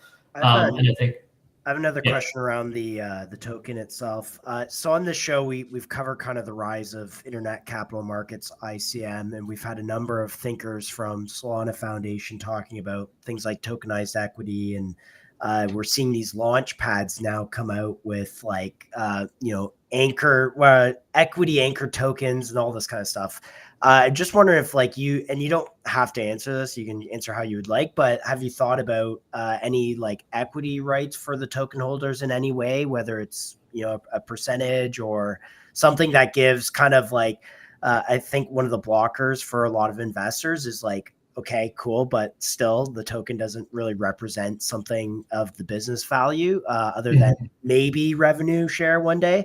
As those laws get more mature, which they're about to, like, how do you think about that? Yeah, I think the debate and the innovation and the experimentation is all good. Like I'm perfectly supportive of the community kind of iterating on historical kind of like standards, etc. I think many times though in Web3, we're largely impatient. Right. There's always like a lot of expectation debt, and we constantly iterate on things that, in my opinion, is putting the cart before the horse. Right. Figure out the business first. Like make the business make money. Okay. Like when you have a business that make money, everything else on the token side makes sense. Like I don't really care how you design it. It just works. Right. And then you have the flexibility of being able to like think about different mechanics around value accrual. Maybe like you start to securitize tokens, right? There's different types of cash flow profile, like structures that you can design to bifurcate for different types of investor needs. Kind of like what MicroStrategy has done with like public equity vehicle, right? They have all these different types of preferred and convert structures that they bring to the market because there are different types of investor profiles that want exposures in different ways. You can do that with tokens easily. But the problem is like, if you design that ahead of having a viable business, it doesn't matter. Ultimately, the community gets excited about, oh, this is a really cool new primitive. And it's like, at some point they realize, well, it doesn't make money. So who cares? Like none of these actually work. So I think, I personally feel like once you solve the product market fit and an actual scalable business, then come back and really engineer kind of token design, because then it becomes real, it becomes exciting, and you can actually test things in a more immediate way. Because right now, like if you don't actually have the business, like it's all hypothetical how this works. It's just like a recursive expectation Ponzi loop, right? So the only valve that creates value is marginal attention coming into your token that converts to someone buying the token at a higher value. And we know that's not sustainable. Like the attention cycle is only sustainable for a finite period of time. You have an option and it expires at some point. So I don't mind all the innovation and stuff, but like I would just, but I think this is just human nature. Like I'm not like criticizing the community anyway, but like this is just how we operate. But I think from our perspective, it's always like let's really tackle a problem that exists in the world, take a legitimate shot at becoming the first to really create the market. And if we do, I'm highly confident everything else will take care of itself on the token side. I mean, think about it from like a monetization standpoint for a business anyway, right? The business shoots to provide value first and then aims to derive monetization after the fact, not vice versa, right? So you kind of compare that to tokens, right? Yeah, exactly.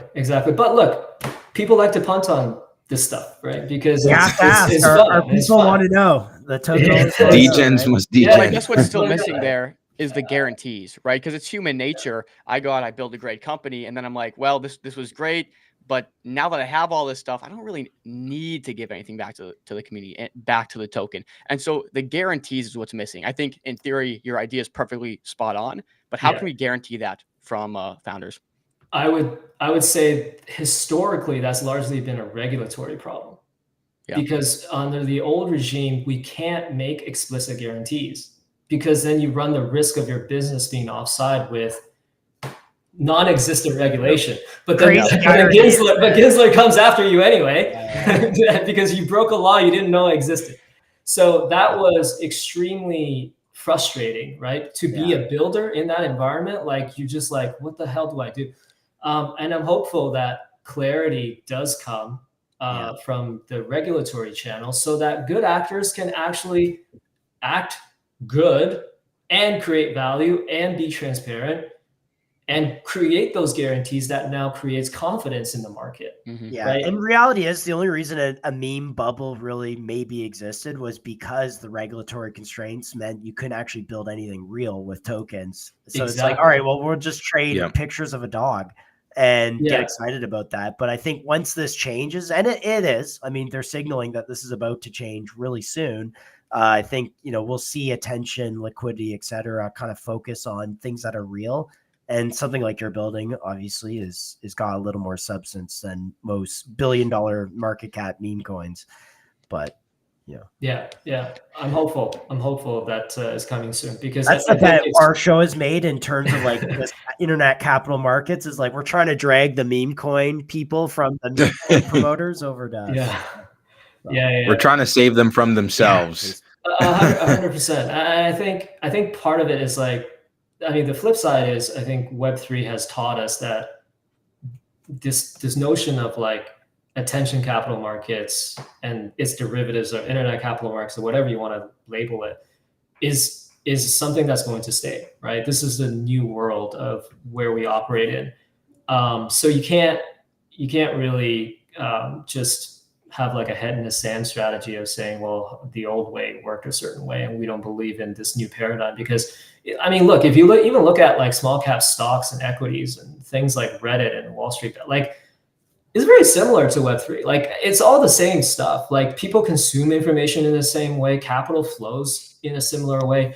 Robinhood and those super apps in a variety of different ways is actually more degen than the clunkiness of a Web3 experience. And they've made it extremely efficient to just punt on stuff and speculate through like things like zero dated options. And now there's going to be like prediction market integration into those platforms.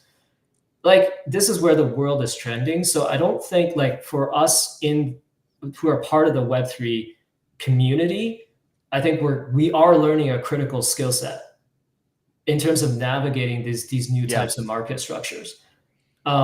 But ultimately, as a builder, I would love for that attention to be diverted at things that are actually creating value ultimately. Yeah. Amen. Yeah, and I think that's really the point of the shows like ours, streams like this one, where we dive into the side of things where value is actually being generated, innovation is actually being built, and I think that's a testament of you guys and what you're doing over at NRN. So shout out to what you guys are building. I mean, amazing technology, and I know that you guys are working on that relationship with Codec as well. And I think, just like you mentioned, it is complementary. So shout out to you guys for building something actually real and valuable. No, I appreciate that. We appreciate that. And thanks for lending the time and having me on. It's been a lot of fun. I think we touched a little bit on everything. And yeah, could go on for hours about the AI stuff, but you know, we'll Totally. save that for another time. We'll have to have like a debate at some point. Wei, I think you nailed pretty much every concept on the head here. So if we ever get a debate that we can set up, we'll put you in because, like Yeah. you said, we could go for hours too. That's fascinating. Yeah. Happy to do so. And we could do a Kodak NRN Co-stream. stream at some point because our Live community demo. is like super involved. So if something big comes down the pipe with that, let us know because For Kodak sure. was cool. Yeah. Mo just sent us a message, so you know, I'll relay it in There we go. the private chat. So yeah. You're the man, Wei. Thanks for jumping on, Yeah. brother. All right, appreciate you guys. Take care. Chat soon. Thanks for having me. Nice combo. That was super, super deep tech. Super deep tech. Man, but I think he did a great job in making it digestible. Yes, Yeah, he he's a good did. speaker. Yes, he did. That was a fascinating conversation, just like from a dystopian angle of where we're headed to, how quickly we're headed there, and how they're filling this gap that no one's doing just to have this benchmarking for that future we talked about. Really cool stuff. Yeah, I mean, everyone. think Sorry, go ahead, Chill. No, the last thing I'll say real quick is just I wish to start some of the start out fun yesterday. You know, some of the speakers, that was their problem, was messaging, or some of the projects, their problem was messaging. I think he nailed that on the head during the interview. Yeah, we'll have to get them some good clips, bro, because there was like a lot of dense, valuable things said there. Yeah, and I bring it back again, AI 2027. Why I harp on this is because it's like a roadmap for the next 5 years. And if this is what we all think it is, and it's not just me pontificating, it's like the leading people in the space are saying this kind of stuff. It's like, if that future becomes real, we're talking about trillions of dollars of wealth creation. And it's names like these, you know, Orgo, obviously, and some of the other ones. People think of them now in this context of like, oh, an AI bubble or AI LARPs or whatever. But some of these companies might become massive winners, right? And we don't know which ones. We're kind of here real time, digesting information and trying to make the best educated guess. But my guess is at some point, one of these tokenized AI robotics companies are going to be worth $1 billion. And that's like potentially 100 to 1,000x returns. And we want to be there we want to own those names. So yeah, we want MCG to own those names, because if you guys make good money, then like, you know, that's just good for the community. Big Mac, what a great speaker. Yeah, dude, he was awesome. Yeah. Wei actually is a genius, bro. Like, he's very smart. You could tell just through him speaking. Yo, guys, I don't want to jump too quick off this concept because it's cool, but InfraX is live and their token's pumping. So I was just going to play that. Please, I was literally about to bring that up. This thing is like, I want to get Josh's reaction on this. The deck screener chart, one of them are, they're like, deck screener, the deck's kind of weird. I have it up on Padre though. Pull it up. Yeah, you're right, the deck screener. Dude, Josh, look at this. Whoa. That's crazy. What token is this? We just covered it. The one we just covered on stream at the start. Okay. The one that I had at 100K and I faded because I didn't look at my messages. But the deck screener I'm looking at says it's 400K. Am I looking? No, it's glitched, Josh. Glitched. It's glitched. Yeah, the deck screen is glitched, but it's not glitched on the trading terminal. Shout out Padre. You know what I'm saying? Coming. So through. Wait. So actually, this is real. These candles are real. Yeah. Oh, yeah, nice. Yeah. Here, let me pull up their Twitter so we can listen in. Listen in. What are they doing now? They're live on Spaces. That's why it's popping. Oh, yo, pull that up, bro. Yeah. Foundry confirmed. The second thing that I talked about at the start of this, I don't know what you call this space. Okay, come on. Space. Okay. At the start of the space, which is that I think it's so increasingly hard to verify if a model's quantized or not.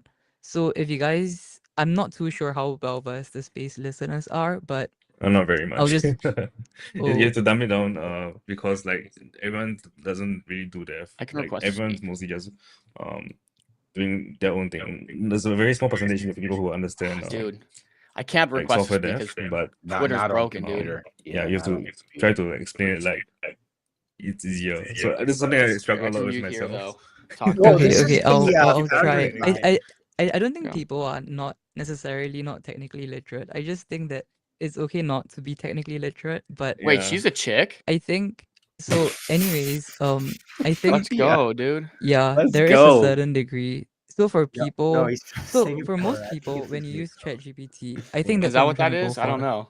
When you use ChatGPT, the model weights themselves are obfuscate for yourself. You don't know what they do behind your like chat window. It could be a quantized model which has lesser performance.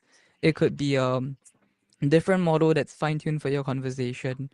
I think what's important is that if there is a way to verify how the model is, what the model and what the model parameters are at inference time, I think it would be very cool to have that like out there. A Dinero wants to speak. Should we? I actually don't. This is my first face ever. How do you? Okay, I'll just add Dinero. Dinero. Hey, Yeah, yeah, Dinero. Let me yeah. just. Let me just add. Dinero, I'm gonna He did bump ask you me off. just now, and Focus I on was that like, space. We'll listen in. Dinero's a great guy. You can just let him oh, chat. I added him. Can he see it? Okay, I'm sorry, guys. This is my Dom's about to first get on time there. doing a space. Hey, can you guys hear me? Yeah, Yeah. yo, Dom. What's going on? Some familiar faces up here. We're actually live on MCG relaying this message through our channel too. But how are you guys doing?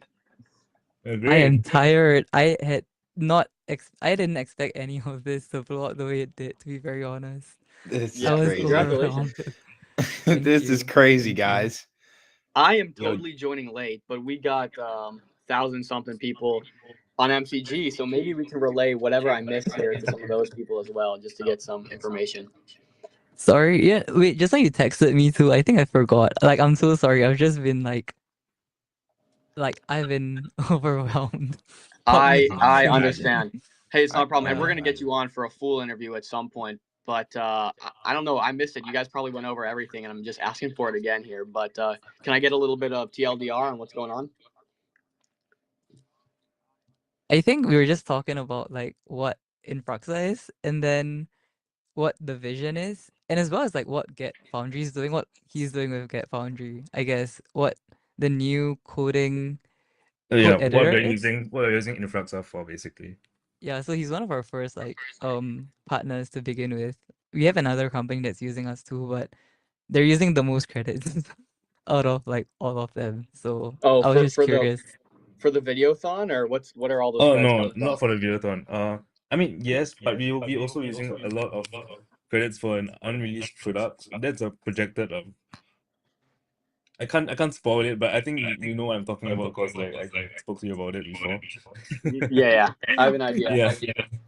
Yeah, so there's an unreleased product that Foundry is relying a lot on Influxa for, which involves a lot of storage, a lot of Lek, compute. wait, you got a little bit of a echo going on. I think you got MTG on or something.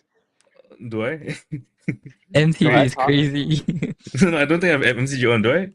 Wait. It was echoing from somewhere. I didn't know if you had a. Oh, I don't know. Maybe it's from Influxa. I'm not sure. But anyway, we have an unreleased product that is heavily relying on Influxa's, well, infra. So, and it requires the skill and compute of like, let's just say a lot. I can't disclose any amount, but we are really just like relying heavily on the infrastructure for unnamed product, and yeah, you can expect them to steal a lot of my what kind money. of do you want to tell people what kind of agents it's gonna be used for? Because I can kind of tell from your Okay, calls. I'll But leak a bit of alpha. Okay, so I'll leak a bit of alpha. So Foundry, well, we're working on this new agent, right? That's not the one that we launched today. Foundry, we just released a coding agent just for coders to really just have more utility in the product and at the same time get a better coding experience so that we can empower like startups and people who need to like build stuff, right? But that's not what the main cost of Influxa is for. After we launch this product, we are launching another product, which is basically, let's just say, a web agent, right? That is not in the traditional sense of browser search. So let's say operator and ChatGPT relies heavily on clicking UIs on a browser, whereas we are sort of inventing this new concept called the agentic web. And I'll just stop right there because I can't leak too much. But yeah, we are doing a massive project that we can't disclose much of that relies heavily on infrastructure. Wait, what is it though? Actually, I'm also I can't.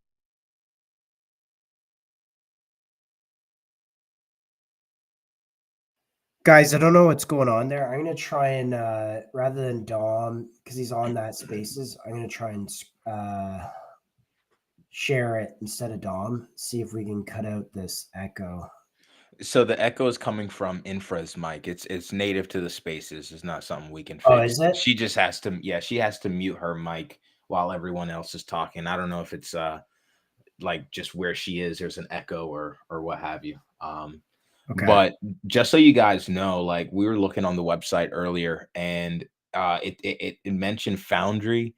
It mentioned Foundry, and it mentioned YC backed engineer, right? So Foundry basically confirmed that they are partnered with Infra, and so that's why the token ripped.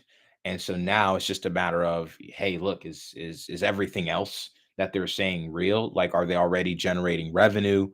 And you know, are they and they said they're going to use that for buybacks and stuff like that. So they'll be announcing that tomorrow. I still need to know like exactly what I still need to know exactly what the project is. I think I need to do a little bit more research on that part. Oh, got you. I think he's good. But yeah, that's so what we'll do, I guess, is just kind of let we'll try to get the live stream on here. And if you want, I can try to pull it up, Josh, to get some more info. Yeah, let's keep let Dom cook on that. Yeah. I mean if this is like a thing, all right, obviously the token's performing quite well. If this is a thing, we wanna capture this. So Yeah, I can try to stream my side.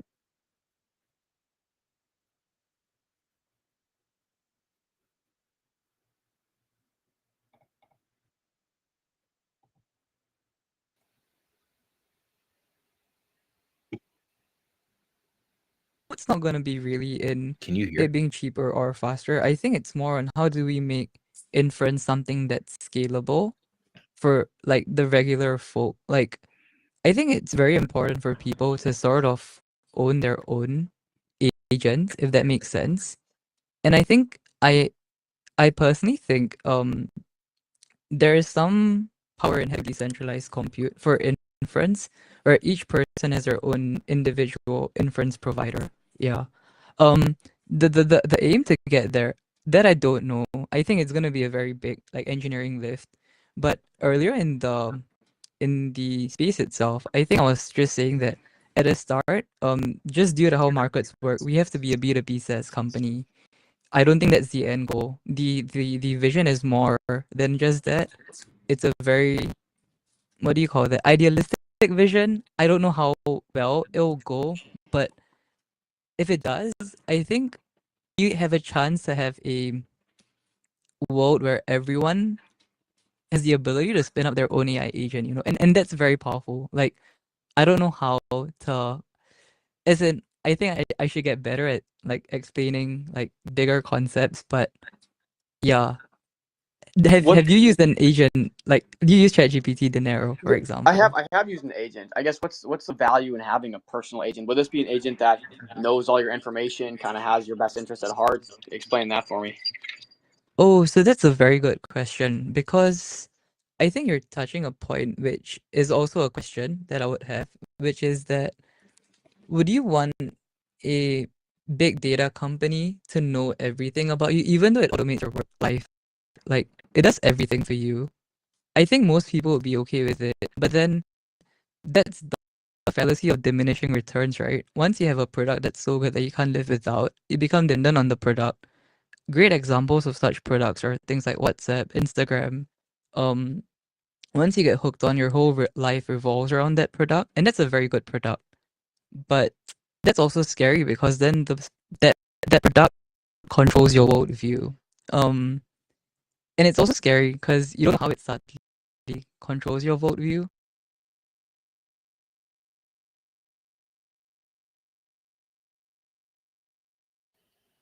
Don't know what. Let me just try No. refreshing. Let me just try refreshing. See if it works.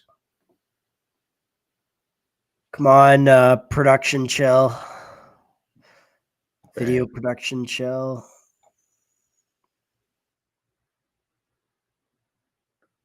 And Be something bam. cool. Is it possible to do that while maintaining privacy with some sort of like zero proofs or zero knowledge database that collects all this stuff, so it knows you really well, but at the same time, it's still protected and encrypted? Well, that's the thing. I think we don't even have to use like really complicated like cryptography for this. All it has to do is run within your local network, and that could be in the form of a P2P connection or communication channel between your like computer and your phone, for example. The model runs on your computer, you have access to it on your phone. Great examples of that don't require that much cryptography are things like BitChat that the ex-Twitter founder released a few months ago. Yeah. And you don't need incredible cryptography for that. As long as it runs local, I think there is something there that's like worth exploring.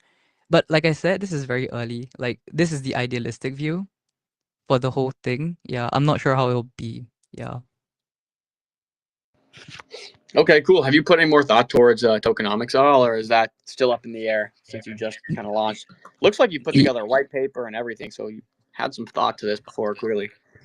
Yeah, I did have some thought to it, but I didn't expect it to blow up the way it did. It blew up way bigger than I thought, and it's a good problem to have. I think I'll I'll take some breather and think a little bit more about how things would go moving forward. But I guess tomorrow I would like have a flywheel kind of thing, or I'll buy back parts of the token with the revenues that were generated on the Believe app.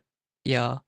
And yeah, I think I just need to really think about now that this is something that's like that can help me achieve my own dreams as well. Like, how do I go about that? What's a more sustainable way of ensuring that this dream does not die? So yeah. Yeah, as much as people are gonna, pester you about implementing a flywheel right now, day one, I think it's more important to be thoughtful about it. We just had the NRN founder on our show, literally as I jumped off to come on here, and his point was, hey, bring value first, and then you can attach a flywheel that's actually valuable for the token. It's just like, why would you start any business with, you know, you don't start business with making money in mind. You start business to solve a solution, and then because of that solution, you'll generate revenue, right? So it's that same kind of life cycle. But I got you.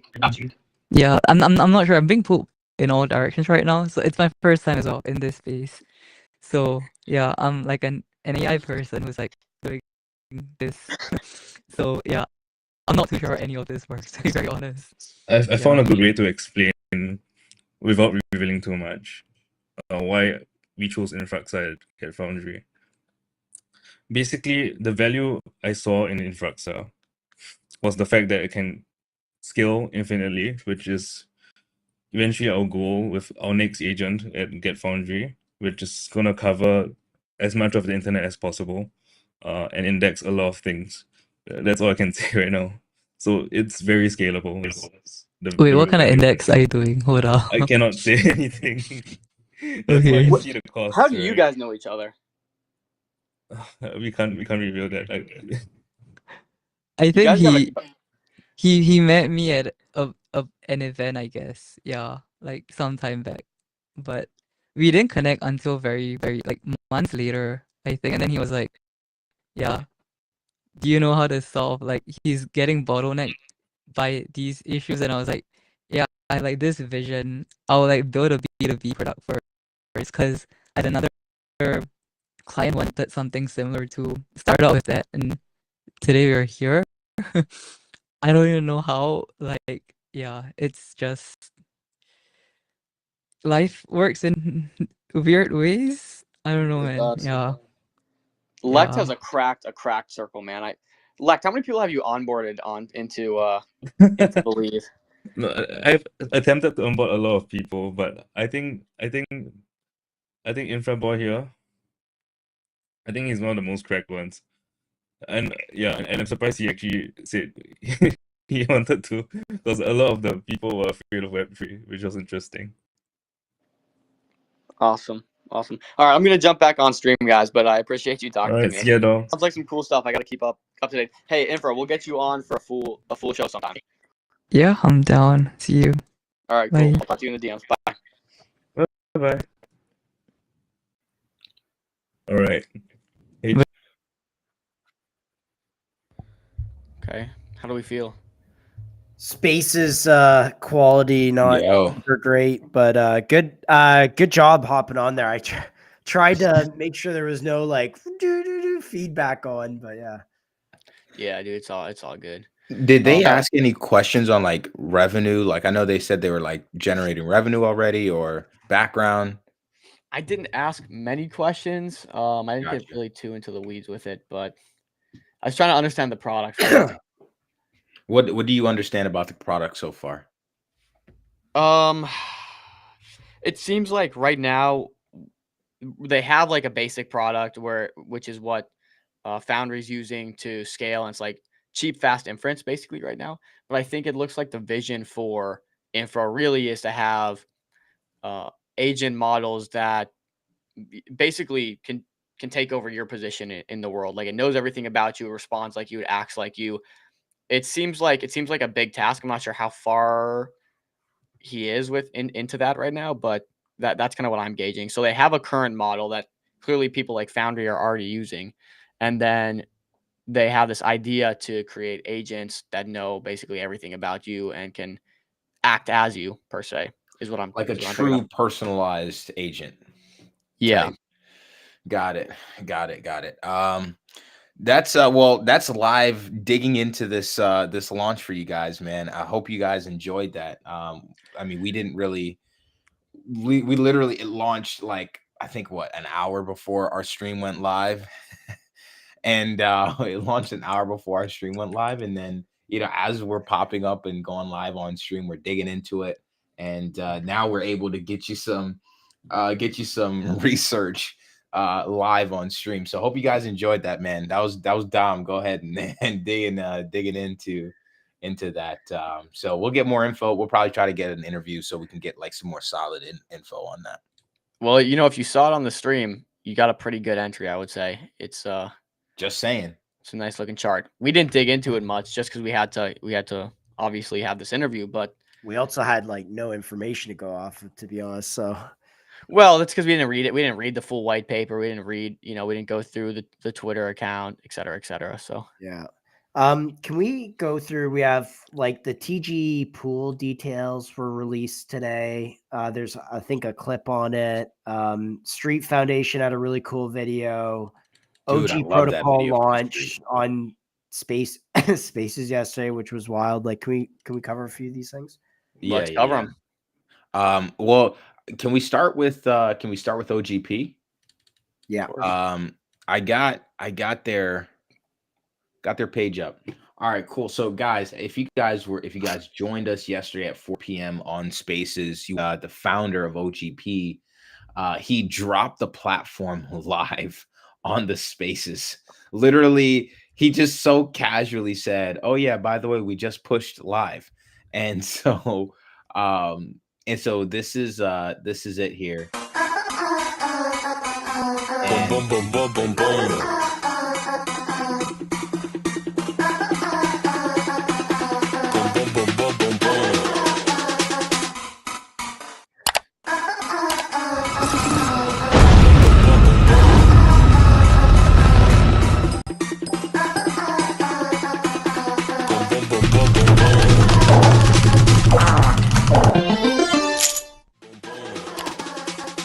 She got that boom, boom, boom, boom, boom, boom, boom, boom, and now I'm in her room, boom, boom, boom, boom, boom, boom, boom. She told Love that video. So essentially, OG protocol basically, you can launch an in-game token that can be basically rewards, right? So you stake the token on OGP.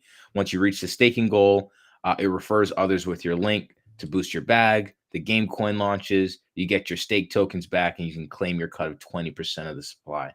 So essentially, you can use you can use these IRL tokens to kind of create in-game assets. What I don't understand is, where does the fart coin come from? So if you deposit stake fart coin and you pull your fart coin back, what fart coin are they using to pay out? Like, are they getting a fee on that transaction and then handing you a colored coin, basically, that's trading, which is the G fart coin? Yeah, that's a great question. I'm not sure. At the end of the video, did it say it pays out in fart coin or G fart coin? I didn't see. I saw you could get, he got $8.06 of fart coin, it looked like, but I Let me see. don't remember. I think right before that. It was right after the farting game. Go back a little bit. Yeah. Keep going. Farcoin. He gets paid in Farcoin.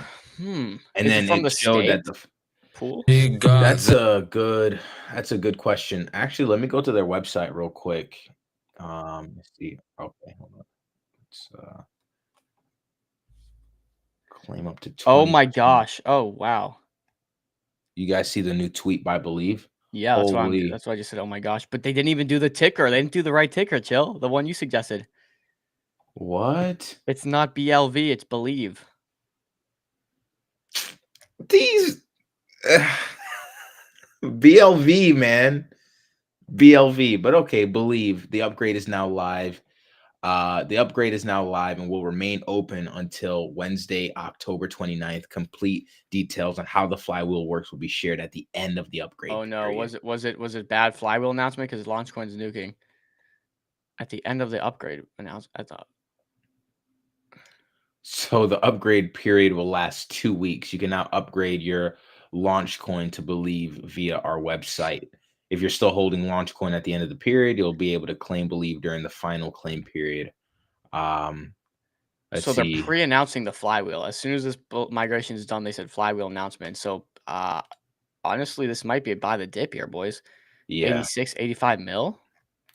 Let me see. Launchcoin's original design didn't anticipate the long-term needs of the Believe ecosystem. To properly support ecosystem growth, the initial supply of Believe has been set to 1.3 billion, a 25% increase. Of the total supply, 17% is allocated to incentivize current and future contributors. Wait, oh my gosh, they're increasing supply? What? Yeah. What 25% increase. 5% to early investors, 3% to foundation initiatives. Contributor allocations vest over 4 years with a 1-year lockup. Investor allocations are locked for 1 year, and the foundation's coins enter circulation immediately to advance the Believe ecosystem. Dude, I know they got Stig in their corner. Dude, the flywheel must obviously be good enough to mitigate eat up this. Because guys never increase supply. It's just like, yeah.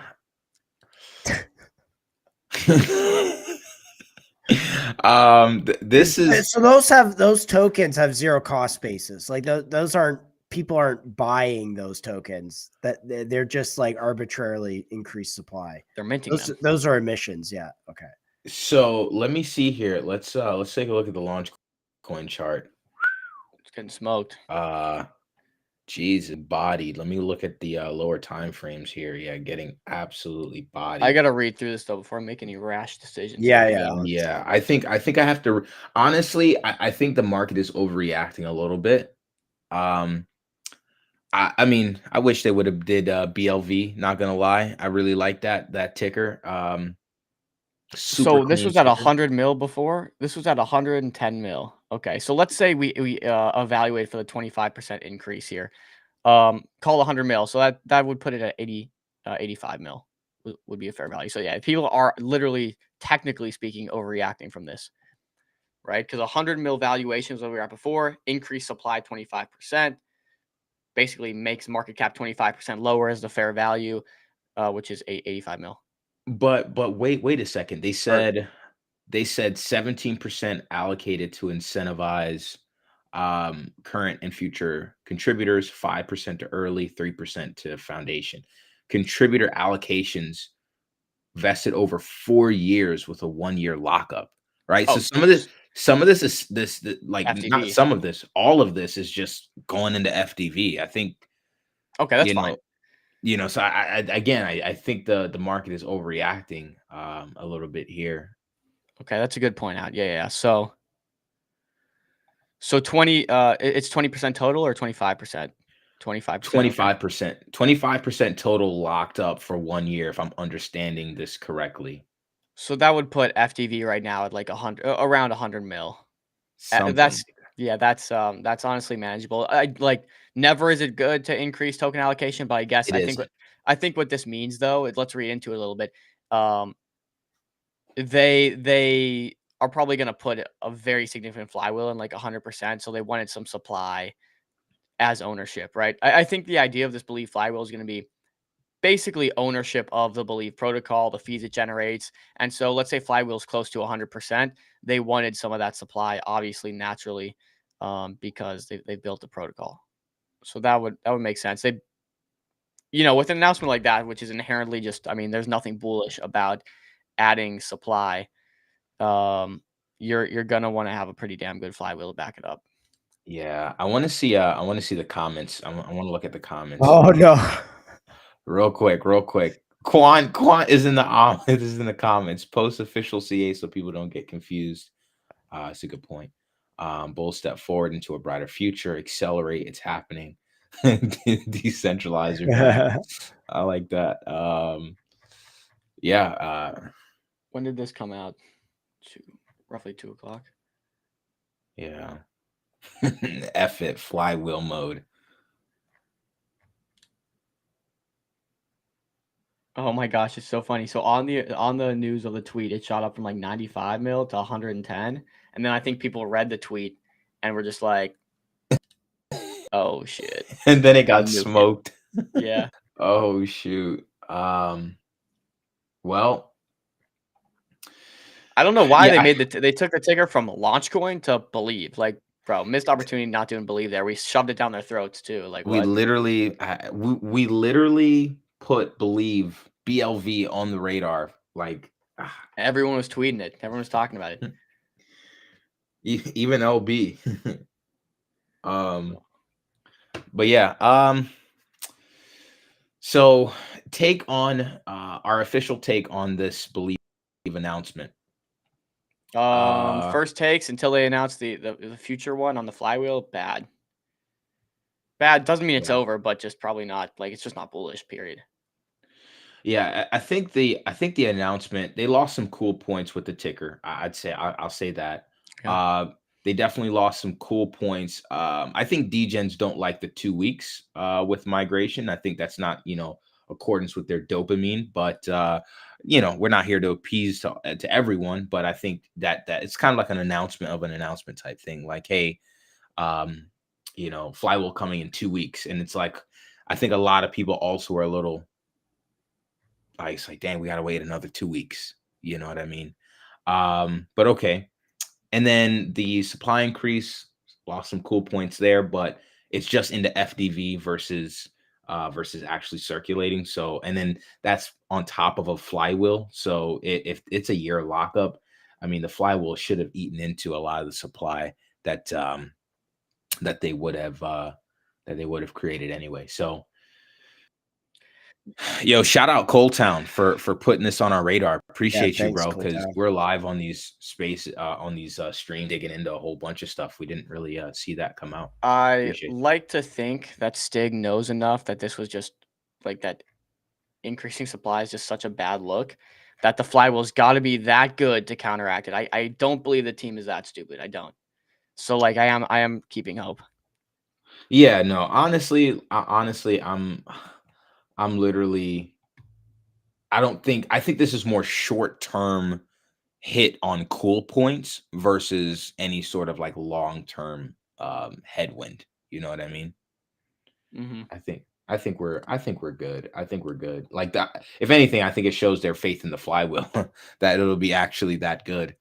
And who knows? Maybe this dip will give. I'm seeing people say 33% dilution. Is that right, or is it 25%? I'm not sure why. I'm going through Believe Big Brain's chat, And I'm seeing some 33% numbers get thrown around. Could be wrong. Okay, so Pasternak is going to be. It looks like I gotta keep my noties on for Pasternak. Looks like he'll be on X all day. He put this tweet. Tell him to get on, bro. Tell him to get on MCG and break it down. Dude, I will literally. Let me message him right now. I mean, if he's going to be on. Shit, he might as well do it live. Hey, shoot our shot, obviously. Yo, guys, put a W in the chat. Put a W in the chat if you want us to bring Pasternak on and explain the flywheel. Like anything but spaces. Spaces is so whack. It's unbelievable. Very much so. Very much so.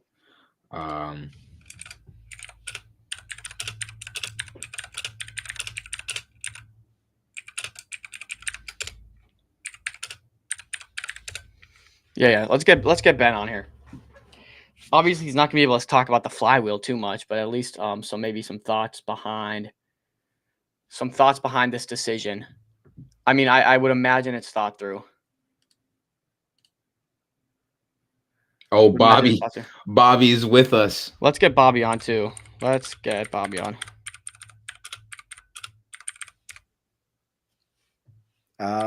Here, I'll just. Should I throw a link in Big Brains? No, not in Big Brains. No, not in Big Brains. Whoa. We might catch I sent it to Bobby. Okay. I sent it to Bobby. Yeah, let's get Bobby's take. Okay, yeah. Kindly's not too happy, bro. Fucking hell, Pasternak. Yeah, dude. I don't know. I need some thought process behind this because obviously initially just not. It is just not good for the culture. Mercy said for the culture. Come on, Ben. He needs Pasternak, get on the show. He needs it for the culture. Real quick, just drop the guest link in Pasternak's DMs just in case he stumbled upon yeah, it. Just got you. I'll throw it into his X DMs. Okay, let me pull this up. I want to read through this very precisely here. Make sure I get it right.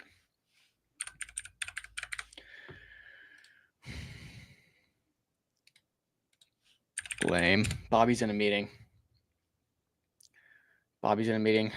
Anyone wanna come on and give? Remember, it doesn't a drop in for 5 minutes. Let's hear a take, That's all you need to do.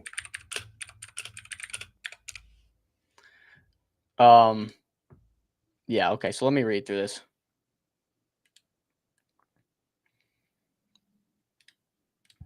You want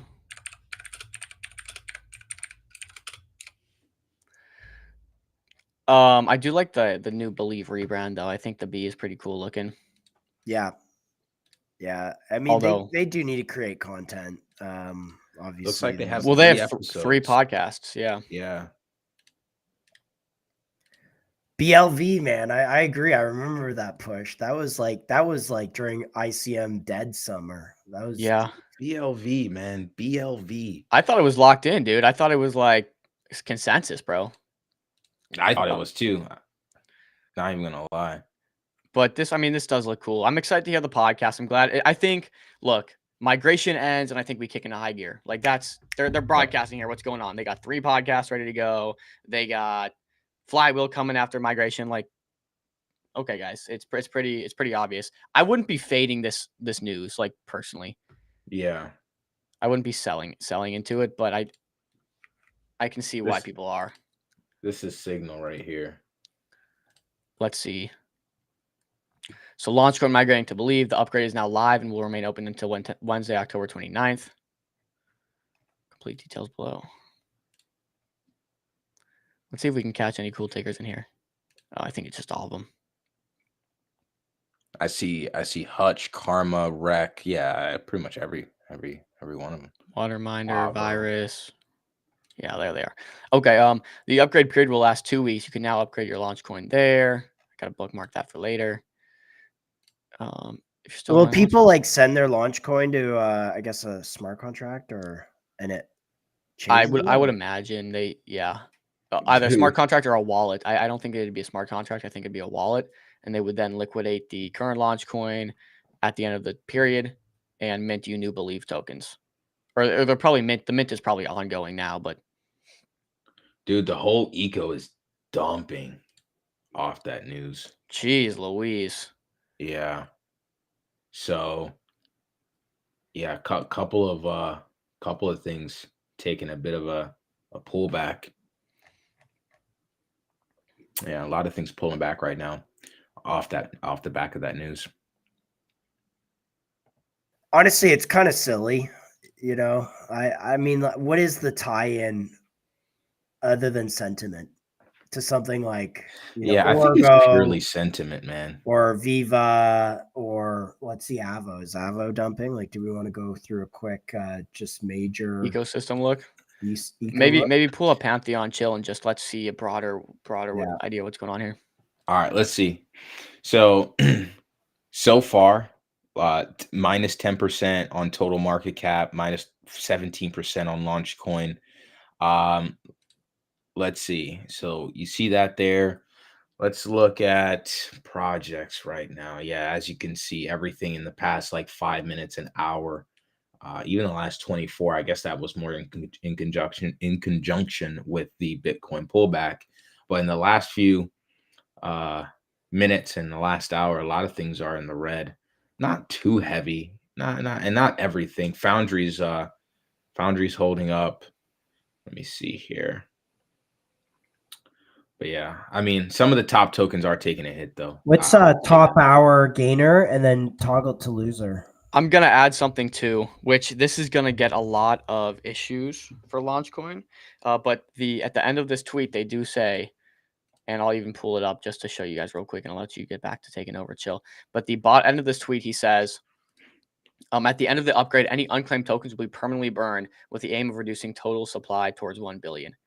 So this is going to piss a lot of people off. Like, not everyone's going to migrate. There's probably going to be 15%, maybe more tokens not migrated over, and those are going to get burned. So like it's going to even out a bit, but that's also just like, dude, obviously anyone that gets their supply burned is going to be pissed off and cursing Ben for the rest of their lives. This is like the don't tell your friends about it kind of situation, so your own supply shrinks. Oh yeah, dude, Launchcoin is nuking 75 mil. Yikes. Holy moly. Yeah. Yeah, I think a lot of people will use this as an opportunity to grave dance, though. I'm not gonna lie. Let's get Nick Wenzel on and talk about it. Come chat. Yeah, this is open. Whoever, you know, this is prime real estate right now.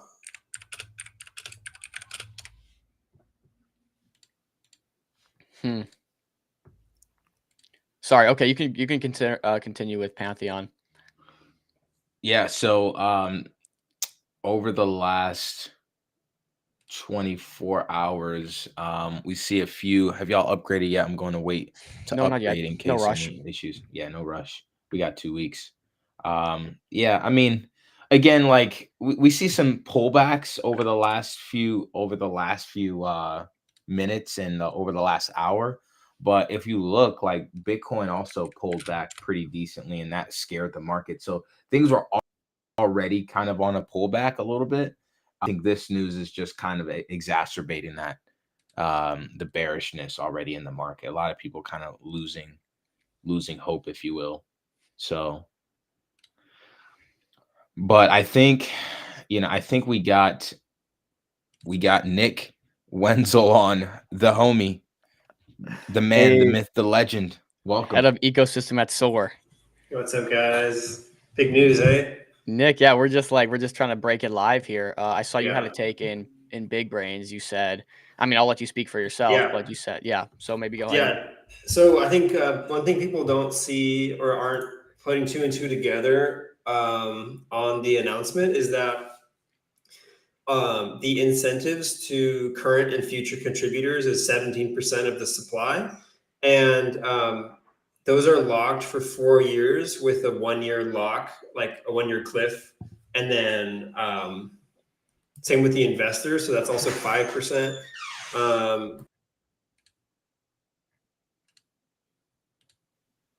Thank you. Hi.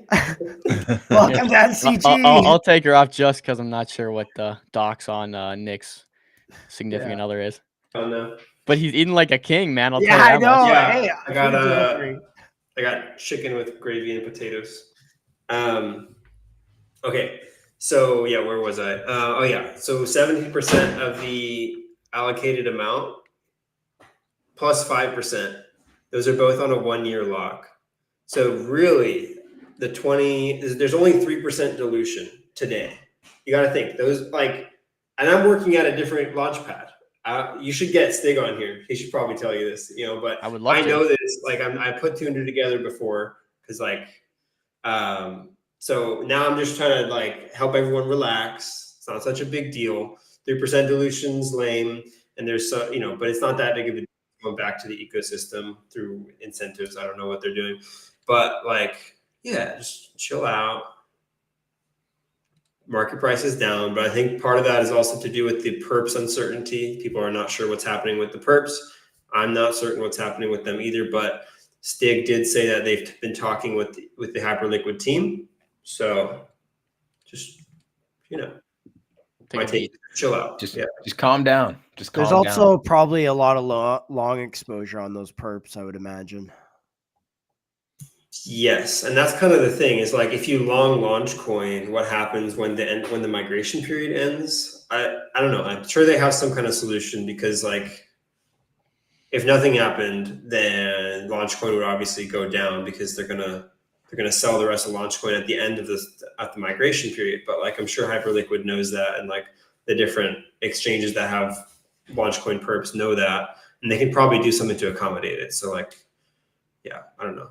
I'd relax. Do you know anything about the increase from 1 billion to 1.33 billion? They're saying it's 25% increase, but then also below or right above this, you can see it says set to 1.33 billion, which the math ain't mathing for me there. Yeah, the math doesn't math to me either. I thought the current supply is 1 billion, right? So then that'd be a 33% increase. Is that your guys' understanding too? That's what, unless I'm totally missing something, but yeah. I thought so. Yeah, I don't know. I think some questions still to be answered. Yeah, hopefully one of the Belief team members would want to come on and yap about it. You'd think, right? They will eventually send stuff about it, I'm sure. Mm-hmm. But Ben said that he'll be on the timeline throughout the day to answer questions. So maybe we stalk his replies a little bit and totally, and get some answers. Do you know? Obviously, you're probably not at liberty to say much, but if for those who don't know, Nick is ex-Believe. Do you know how long this has just been planned? How long they've been working on this? Obviously, Flywheel's been in conversation for months, right? Yeah, just a long time. I don't know exactly how long, but a while. They've been. It's not like something they just cooked up a week ago and they were like, "Oh, we're going to do this." This is what they've been thinking about for a long, long time. So it's well thought out. I wouldn't fade their competence on this front. Obviously, you're on the SOAR team, so maybe you're not buying any Believe, maybe you're fading it, maybe you're doing nothing. I'm not sure if you can say how are you playing this dip right here on Believe? I'm just sidelined at the moment. I'm just watching it, and I don't know what I'll do yet. I don't even know if I'll talk about what I do when I do it. But yeah, I trade. I trade and I work, but yeah, no. You're one of us. You like to dabble in the speculation. Yeah. Did you guys trade the infra launch earlier today? Dude, kicking myself. I had Paperhead and or I don't know who can say, but I had some people talking to me about it on launch as it launched, and I totally didn't open the message till an hour late. I was kicking myself. It's all good. I think I bought the top. I don't know what it's at right now, but I'd imagine it kind of nuked. That's over 1 mil right now. Not doing so bad. Yeah. Wait, what? Really? Oh, yeah. Cool. I'm up. Sweet. Oh, it's at an all-time high right now. Shit. Yeah, pretty much. Cool. I'll actually share that tab. No, we did. I got on and talked to the founder real quick, just briefly. I would have loved to get them on MCG just live to kind of break it, but he was a bit overwhelmed, which makes sense. Yeah, that's pretty sick. Yeah, I think people just don't have any info on it unless you talk to the dev. So there's definitely alpha and having a network for this one. For sure. Oh, that's where like all alpha was. But no, I actually am sidelined, so can't even say. Rip. Yeah. Oh, well. There's always going to be tomorrow. Just new launches every day. Yeah, well, not on Believe.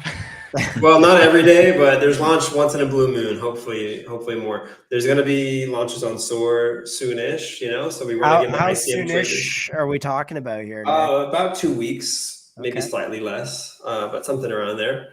So, dang, okay. There's gonna be so Believe competition kicking into high gear soon. Hopefully we all grow the pie together. I think that's going to be more the case. Like, there's a lot of companies out there, and the magic of ICM is that we don't have to PvP each other. There's only going to be one virus token. There's only going to be one Orgo token. There's only going to be one of every company token that is launched. And I'm just excited because I think we're going to get some really great companies, and our token model will make traders feel valued and align incentives between the founders and the tokens for the first time, I think, ever in ICM. So I'm really excited for what's next on SOAR. My show. That's awesome. We're excited That's too, man. awesome. Well, look, I know I don't know like how your day is looking. We definitely want to respect your time. So if you got to hop, or just let us know what you're looking at time wise. Yeah, I'll probably just hang out for a couple more minutes and then maybe hop off and eat my lunch in a second. Cool. Got you. Sounds good. Sounds good. Unless you guys want to replace me with another guest, in which case feel free. No, dude. We're just hanging up, digesting everything live, real time. Yeah. We just interviewed NRN, and literally right as we ended, there was this new launch on Believe, and then the Believe announcement. So we're literally hopping on spaces, we're getting into group chats, we're scrummaging together information. We're just out here hanging out, grinding, trenching. But this announcement had real implications. Like a lot of the eco tokens have just dumped off for probably like no reason at all, to be honest with you. Yeah, honestly, I think it's just entry for a lot of folks. Do we want to just go through like maybe Nick, maybe we'll get your top. I'm not sure like what you can say and like what my favorite Believe projects are. Yeah, maybe. What's in the Nick Wenzel portfolio? Actually, none at the moment. I've been like sidelined for a bit because it's like it was, first of all, while I was at Believe, I didn't trade any of the tokens because I didn't want to be favoriting anyone. I only held Launchcoin while I was at Believe. And then since leaving, I haven't bought anything. I've just been watching stuff. Because also I'm not that great of a trader on the short-term stuff. Like I've only bought my big trades have been mega caps, like Sol and like Fartcoin and With. Like I'm not good at trading low stuff. So I just been staying sidelined for the most part. But my favorite projects. No, I mean not even actually. I'd say I like narrative trade and back hold for like months. That's kind of my style. Gotcha. Like Fartcoin, I held that for like 3 months. And Sol I held for like 3 years. So that's been my own good shit. AI16Z was probably the only trade I did that was like 1 to 2 months and did really well. But yeah, PQL is cool. They really ran for a while there. That was a crazy run. And another thing about PQL that's cool is they don't have any dev buy. Like 100% of the supply is circulating. So like some of these tokens have 50% of the supply in like a vesting wallet, right? So the market cap is kind of inflated to some extent, but this is like a liquid 20 mil, which is pretty crazy to see. This caught some major buzz just because like Kalshi and PQL both had like massive raises at the time where this was kind of topping out. I'm interested. I'll probably buy the dip on this. Anything sub, I thought I had a box. I'm not sure where I went, but anything sub like 16 is kind of interesting for me. I feel like prediction markets narrative keeps going for a little while. It seems strong. I like that buy box that you just drew. That seems like a good spot for it. And it's a cool product. I used PMX like a couple of times for it. I think there's still some questions I have about like how it works. Anything specific? Yeah, like I've never seen a market go to like 100%. I remember there was one that was like 80%, and I kept buying it, and then it would like autocorrect back to like 80%. And I kept buying the yes, and like I never got it to like push it to 100%. So I was just confused at like how that worked. I guess ultimately that's good though if you're trying to get yes buys at 80% rate, if that makes sense. That's good, but I wonder like how is that sustainable? Otherwise it's like a free money machine. Like if I know something's going to resolve to yes in like 20 minutes and it's at 80%, I could like, how much can I size into there? Can I just throw like 100 mil in there and then get out 20 mil profit? No, right? Like how does that work? I don't really understand it, you know? Yeah. But I'm sure they'll share more on it. Wow. Hey, I did not expect this dump on Launchcoin really. Like could have asked me a couple days ago. This guy wants to get Bobby on. Kindly make sure you ping Bobby. Well, Bobby's in a meeting, so Bobby said he's in a meeting. Oh, yo, my bad. Unfortunately, sorry, Nick. Sorry. We gotta get Ben or Stig on here, like one of these two guys. I would love to get them on. I messaged Ben, and Nada. We tagged him in Bobby even tagged him in Believe Big Brains, and still nada. Yep, as you would expect from Ben, right? But Nick, you said you're surprised that it's dumping so much.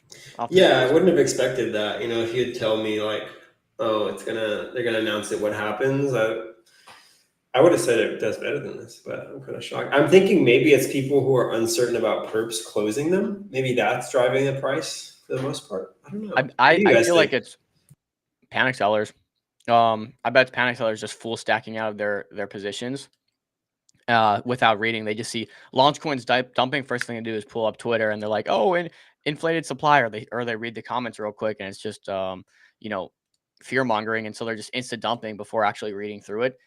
We've seen this so many times, right? So I feel like it probably starts trending sideways for a little while here and maybe recovers. I would imagine we've seen the worst of it because everyone that's gonna just if you're gonna dump with very little information, it's gonna be in the first couple minutes, first 20 minutes to an hour. If you're an hour or two late, at least you're gonna do yourself the service of reading through the tweet because you're already late. So that's a good point. Yeah. One thing I'm wondering about too, like if you go to Jupe and you try and swap one Launchcoin for one Believe, like pull that up, Josh. Jupe. Yeah, go to Jupe. And then try and swap like one Launchcoin to one Believe coin. It's like a 1-to-1 swap, which is weird to me because I guess because you're getting diluted. Because Believe has a higher supply, so I would have thought like you would get more of it. But I don't know. Maybe I'm just not understanding the dilution. That's where the treasury is, right?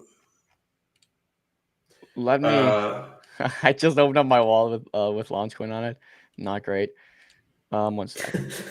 I'm trying to do this to where I don't like leave my wallet here. Okay. Yeah, totally. Take your time. I'm just not fully understanding. Like, I thought it'd be a higher conversion between the two, but maybe it's because of the dilution that it's not higher. Oh yeah, I can't show my wallet. It's gonna show how much I exact amount. No, don't worry about it. You can just forget about it, honestly, because I think it's just my own misunderstanding. But what? So you're saying you swap one Believe? Oh yeah. It's like it's a 1-to-1 swap, but because the Believe has a higher total supply, you're getting less percentage of the total supply. But that would make sense if you're getting diluted, right? Mm-hmm. But the whole point is like the dilution doesn't really take effect for a while, because they have 3% that's like unlocked for the foundation, and then the rest of it is all locked for like minimum 1 year. So it's not as big of a dilution as people think. Yeah. Any speculation? Cooltown says, any speculation on what the Believe flywheel will look like? I think it's gonna be high. Obviously, like I doubt Nick's at liberty to say anything, but I think the flywheel. I mean, we've seen Nick tweet about this back when he got Believe. We saw Ben tweet about this quite a bit, but they talk about how they love the hyperliquid model. They think that every app that has revenue should be on chain, and they think every revenue generating app should have a coin. I feel like it's pretty safe to assume that it's going to be a very high churn flywheel. I would say like 80% plus is where I'm kind of landing at for my guess. Well, in the interview with Bobby, he also did mention Zora, like a Zora style flywheel as well. So what does that look like? Liquidity pairing. So pairing launch coin with all of the coins that launch. Zora or the base one. Obviously Base, you know what I'm talking about? What it had all the AI for a while. I don't know why I'm blanking here. Virtuals. Are you talking about Sora or virtuals? I don't know what Sora. Oops, I think I'm sorry. Yeah, I think virtuals. Yeah, I think virtuals has virtuals, that liquidity pairing thing. Yeah, not Zora. I'm sorry. Virtuals. Yeah. Zora, but I yeah, think also liquidity has pairing. that actually. Oh, probably. You know, it probably does. Yeah, I guess they both have virtuals that popularized it. They did. But yeah, that's. I mean, if you have a flywheel essentially powering launch coin, then you have liquidity pairing.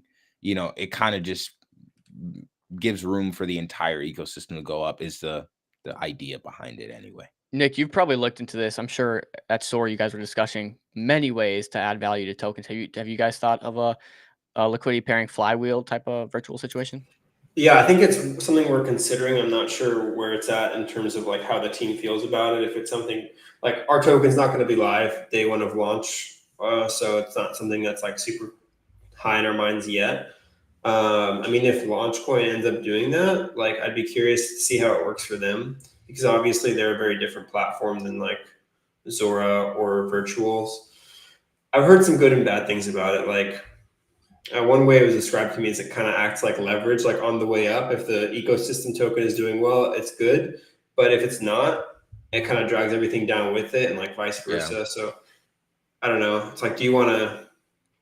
I don't know. I'm pretty unopinionated on it. I don't know if it's a good idea or not. That's the general idea why I'm against like cross chain right now. It's like I saw when BNB was high, I saw Kled or Avi talk about potentially migrating it, not migrating, but creating another liquidity pool on BNB. And my thought there was like, well, you know, if Solana chain is hot in general, like you don't want BNB to be pulling you down as a token. So like I'm almost against cross chain in general right now, and maybe even like you said, tying anything to the ecosystem. I just want a token that's going to perform well on its own with no like holdbacks. Yeah, and I'm a Solana maxi in the sense that I think this is just like the chain where currently everything happens, like all the interesting shit is here, and like anyone who wants to launch somewhere else is kind of missing the mark to me, because this is where like the liquidity, this is where the volume is. Just like it's fast, it's cheap, it's what you want. There's no need to like, why would you launch on Base or BNB? Like, who's talking about BNB now? Isn't that like over? Yeah, it's over. You know? Like that lasted 3 days. Like happened with Tron too. People were like, "Oh my god, Tron meme season." Nope, dead. Plasma dead. Like, I don't know. I just think there's no, like, we don't need more chains. We just need more apps and stuff, and they can all live on Solana at the moment. Yeah, no, I tend to agree. Orgo / Launchcoin. Kindly, you want us to look into Orgo? Let's see. Actually, that's a good question. Orgo has been extremely strong relatively to. It's pulling market. Back. I got the chart up right now, actually. Yeah, it's pulling back into the red box that I drew. That's Josh's ad zone right there. where I got the box up here? Yeah. That's pretty. I'd say that's a pretty good one. That's from the tariff shakeout. So there's clearly strong hands, and their recent strong hands got in here, and all the weak hands clearly sold here. So like this is a great area when it comes to just a logical level to add at. Yeah, love the technical analysis. It's a good point, Dom. Let's see. Everything's kind of getting raped here. Yeah. Yeah. Everything is on a pullback right now. And I guess this is a peek into what a potential like liquidity pairing pullback would look like. Like if Launchcoin draws down and it's already pulling down the entire ecosystem with it, it's kind of showing us what would happen if there was like sort of like liquidity pairing. It's crazy. Just the other day, I was saying like I feel like we finally decoupled from Launchcoin in the sense there are tokens that are going to new all-time highs. There are tokens that are doing terrible, and like Launchcoin's just kind of sideways. But I guess clearly not. There's still that tie on a pretty deeper level than I could have originally imagined. Even Kleds, down here on the 15-minute chart, largely because of Launchcoin, which is just interesting to think about. I really think it's sentiment driven. Actually, I'm wondering where Pasternak is right now. Yeah, Pasternak is actually kind of dumped a little bit. But everything is really like sentiment driven. And if you look at this Pasternak chart and you timestamp it, right? The times when this chart is going up, this is a really good barometer of sentiment on Believe Eco. But if you look at October 1st, that's when a lot of things were hitting all-time highs or at least on the up and up. That was when Dupe was going from 4 million to 16. That was when Viva was at all-time highs. That was when ICM was at all-time highs. That's when a lot of things were going really well. But then you also see like now that it's dumping, it's other things are dumping as well. So I think this is a really good barometer for sentiment, just as a meme, because it's Ben's meme coin. But yeah, I mean, I think it's all sentiment based. We're connected in sentiment with things around Launchcoin, but when things are going well, like from a sentiment standpoint, we don't need Launchcoin price action. So yeah, though ultimately, even if we go to the 1 hour, Launchcoin's down 23% on the 1 hour, Viva being like second. I don't have everything from the ecosystem in here, but I have like all of the main ones. Orgo's taken a pretty big hit. But outside of that, I would say generally the hour hasn't been horrendous for a lot of these other projects. You got PMX down 9%, Dupe down 8%, 7% for Virus. But anything other than positive feedback loop, I think, is disappointing to some people. But like we were talking about earlier, I mean, Bitcoin was already pulling back, so a lot of things were already kind of dumping. And so this just kind of exacerbated that. And you have to think, if people already sold because of Bitcoin, how many more people will sell because of Launchcoin, that have been bag holding this entire time. Hey, Nick, I want to ask, any thoughts on Met TG, how that's going, and you excited or? Oh, I have no idea. I do not know anything about that. Really. Like, I haven't been paying attention. I've been busy with other stuff. Yeah, that's all good. Yeah, I mean, I've heard mixed reviews on, because some people are mad that they're like rewarding the old Mercurial holders. But I don't know. They're a great product. They make a lot of money, so that's good. Yeah, that's good. It's good. Okay, Ben just threw a comment here. Someone said, I'll just pull up this tweet here for you guys, because this is Ben's first response really since. Okay, so he said, I've been a long-term believer and continue to be a believer. I have successfully converted my Launchcoin to believe. With this in mind, I think there needs to be more accountability to the believers. We've been waiting months for this update, and when it finally comes, you increase supply? ? The conversation also cost us fees. The conversion also cost us fees and didn't convert to an exact 1-1. Really disappointing. Pasternak start to believe 2.0, but optimistic there are better updates coming. Pasternak said, thank you for your continuous belief. Because of how the upgrade is structured, the flywheel and related features will only launch at the end of the upgrade period. It'll be great. Okay, so again, he basically says nothing there. Yeah. Okay. One thing, not to tab off that Met conversation, we're obviously excited for it. But one thing I will note here, I think you guys should pay attention to, and we've seen this twice now in chaotic events. Hegemony is up 16% on the hour. ALG is up 0.83% on the hour. I think I saw, and DLLM here is down only 1% on the hour. And it was actually up a second ago. Out of all the projects that are actually green today on the Believe ecosystem, 3 of them, I would say majority of them or half of them about, are products that generate yield outside of crypto or besides crypto. So if market goes down, these can still generate solid yield, right? So these all did really well during the tariff. We saw Hegemony made $300K in a day, which pumped it up quite a bit. And we saw DLM and ALG, other yield generating products, also do well during the tariff news. And we're seeing them react similarly during this downturn. I just think that's worth noting. It's kind of interesting. Yeah, that is interesting.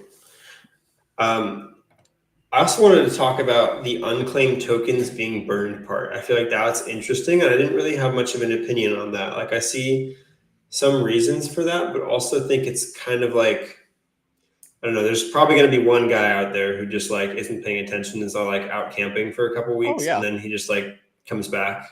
But It's messed up, bro. You think so? So what would you say is the better alternative? Just keep it open forever. Yeah. Just because like, what's the point of closing it? I wonder. Like, just to kind of get, I guess it would just be to cut off any relationship with the old and kind of start the new, I think would be the idea, which I understand. But yeah, like undeniably, people that are just literally believers that just have it stored away in their ledger, chilling, not even paying attention to the market. Maybe they went out to touch grass because of the tariff news. They got liquidated on leverage, and so they're just like chilling, not even look at the markets for a while. Are gonna inherently get wrecked from it. They're gonna come up with nothing, and so like that is wrong. That is wrong to those people. Although like for belief holders that are active, it's kind of nice. It's like, oh well, it's burning supply, it's good for us. But fundamentally, it's just it's not cool. But I understand the reasoning behind it. But 2-week windows kind of tight, I would say. Yeah, I guess that makes sense. But I gotta hop off. Actually, I have another meeting, so I'll see you guys. All right, brother. Thanks, Nick. Hey, appreciate you coming through, man. See you, Nick. Yeah, guys. I don't know. It doesn't look like Ben's gonna hop on. Bobby's in a meeting. I don't know, guys. We've kind of given our takes here. I don't know if you guys want to keep going on, but I feel like it's probably not a bad time to just cut it. Yeah, the only thing I had in our list was just a quick Street put out a cool video, and there's the TGE details, pool details from Met. I don't know if we can quickly just like play that clip and maybe cap her in the next 10 minutes kind of thing. Sure. Let me I'll do the Street one right now. Street video right now. They can come on our stream tomorrow, they're saying. Who's they? Stig just responded. We're all heads down at the moment. Can chat tomorrow live. Okay, what times we got? Tomorrow is okay. Oh, actually, we got Met Spotlight tomorrow. Not sure what they have for us. So okay, cool. I mean, yeah, we can do that post. So at 1:30 p.m. EST. But nonetheless, I will play this Street video. Chill. I'll let you coordinate that in the background. Yeah, do you think? Josh, let me know you can hear this. Becomes tokens? Correct. An SPV holds your equity, then issues a... Do token holders own our company? No, not really. Legally... Then how is this not security? Under the Howey test, discretionary distribution... Look, we just closed to Section B. I'm not so sure about all of this. The model's interesting, but the risk... Your token becomes a growth engine that generates revenue with every trade. Every new holder is distribution. You're building an economy, not just raising capital. Are you completely sure about the potential user growth? What about the math? Look at him. He's my quant. Your what? My quantitative. My math specialist. Just look at him. Do you notice anything about him? Look at his face. Look at his eyes. That's racist, man. He doesn't even speak English. He won a national math competition in China. China!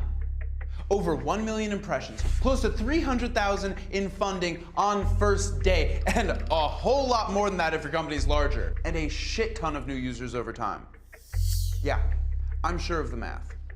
I have one more question. Can you explain ERCS so simple that everyone understands it? Well, yeah. Street built something that could change who gets to invest in the next Google. But nobody wants it. Why? Because they explain it like this. Anchored equity, discretionary distributions, 3 entity structures. Yes, ERCS is complicated legal structure, but it's not complicated. It's just new. Here's Julia. Basically, private equity has a problem, and it's not exclusivity. That's by design. Accredited investors, long lockups, that's just legal structure. The problem is growth. You're a startup. You need users, attention, capital. But your equity is frozen, just sitting there, locked behind NDAs, investing schedules. By the time you go public and unlock liquidity, you've already won or died. Street wanted to fix that, open it up, let anyone trade startup stakes like stocks. Sounds good, right? Others tried, they all failed. Here's why. When you separate company equity from the token with two different structures, you create a choice. Use company money to pump the token, equity suffers. Ignore the token and focus on the company, token crashes. Founders cash out, VCs block tokenization, and 95% of tokens die. Misaligned incentives, that's the problem nobody solved. Street connected them. Same blocks, just different architecture. When the company grows, the token grows. When people trade tokens, the company gets fees. Everything supports everything. That's ERCS. One system. You don't own shares, you own a position in this structure. A token that's anchored by something real, by something tangible, by equity. If it grows, you grow. If it pays out, you might get paid. Yes, might for legal reasons, that's discretionary. One company raised $2 million in 8 weeks just from trading fees, not from selling equity. From the market moving their tokens around, the market became the funding. They gained 24 million in impressions just for tokenization and got 25,000 users just because of it. The token becomes your growth engine. So, what's in it for the startup VCs? 3 things. 1, private equity is illiquid. Imagine a 10% fee on every transaction you do. That's horrible, right? It's the norm in secondary markets. Street makes these markets liquid and tradable. 2, the valuation becomes live, real time. VCs can't even price their own investments. They don't even have a quote. You have no real way to know how your startups are doing. Are they making progress? Are they stuck? What do other people think about it? 3, and most importantly, tokenized startups win over untokenized ones. More revenue, more users, more attention means more money at IPOs for you. Okay, now fuck off. Oh, and one more thing. Robinhood trades synthetic OpenAI perps, makes billions. OpenAI gets 0. Every week, OpenAI loses $1 billion in potential revenue just from people betting on them. Street fixes that. You get a cut of every trade. Could be $50 billion annually for a company like OpenAI. Not from selling equity, but from being tradable. The market's literally already pricing you. Street just lets you capture that value. Fire. Yeah, I got a DMI. That's a sick I video. like this. Bro, in hindsight, this whole ICM thing is so obvious. Like, for a while, it always felt like crypto was so LARP, such a LARP, and then like equity and token or stocks were going in another direction. But now it's just like they're all converging. I like the flip off of the the Wolf of Wall Street scene. I love that. Yeah, I think it was like perfect. He's for a the great audience spokesperson too for that company. So solid work. Yeah, I got a DMI about that one. That's sick. Okay, but yeah, this is a recent tweet Ben put out while we were watching that video. Someone said, "Are you going to randomly close claim period like you did with RIP VC? Also, what's the purpose of dilution? You made enough fees and didn't do anything with them." Ben Passinger says, "The upgrade period will remain open until October 29th. If you're still holding Launchcoin at the end of the upgrade period, you will still be able to claim Believe during the final claim period via our website. The final claim period will remain open until November 12th. So that's what Ben had to say. Yo, is this voice acting Dom? Was that we're Alpha right adding there? another. So they made $100 million in fees. Am I correct on that? Something. I don't know I don't know how much it was. They made a ton though. Yeah, like that's not the craziest ballpark. Let's go to They should have said a retroactive buyback. Like they should have just said, yeah, we're just gonna plow 10 mil into the chart. Like I think that's gonna come. I do. Yeah. I think that's gonna be part of the announcement at the end of the week. I agree, Cold Town. I'm actually looking at Viva right now. I think this is kind of just noise. Holders on Launchcoin going up over the last 5 minutes, an hour. Yeah, dude, it's exactly what we just explained. It's people seeing the news, full stacking out of their position. And we just got another Ben tweet I'll pull up here. It's holders full stacking out of their position, and again, it's a largely liquid market, so these big positions are just nuking the chart. And the smart money and retail are actually reading through and seeing it and accumulating. So I actually do think it's probably a bullish shakeout, especially going into the announcement. People are going to front run the 2-week announcement. So I would say probably starting at least a week before, maybe even shortly after the shakeout, people are going to start front running that announcement. And we might get, again, a sell the news event, unless that announcement there for the flywheel is so massive that it just, you don't get a sell the news event. But that's what I would say. I would probably say this is a good dip buying opportunity for that reason. People are going to front run the flywheel in 2 weeks because now we have a catalyst. And then I would probably say if you're, depending on how long-term aligned you are, I would probably sell prior to the flywheel announcement. I will not be doing that for what it's worth. I will not be doing that. But, you know, we could see a sell the news since it's an announcement of an announcement here. Yeah. I like Cold Town. What he says here, just buy more Viva.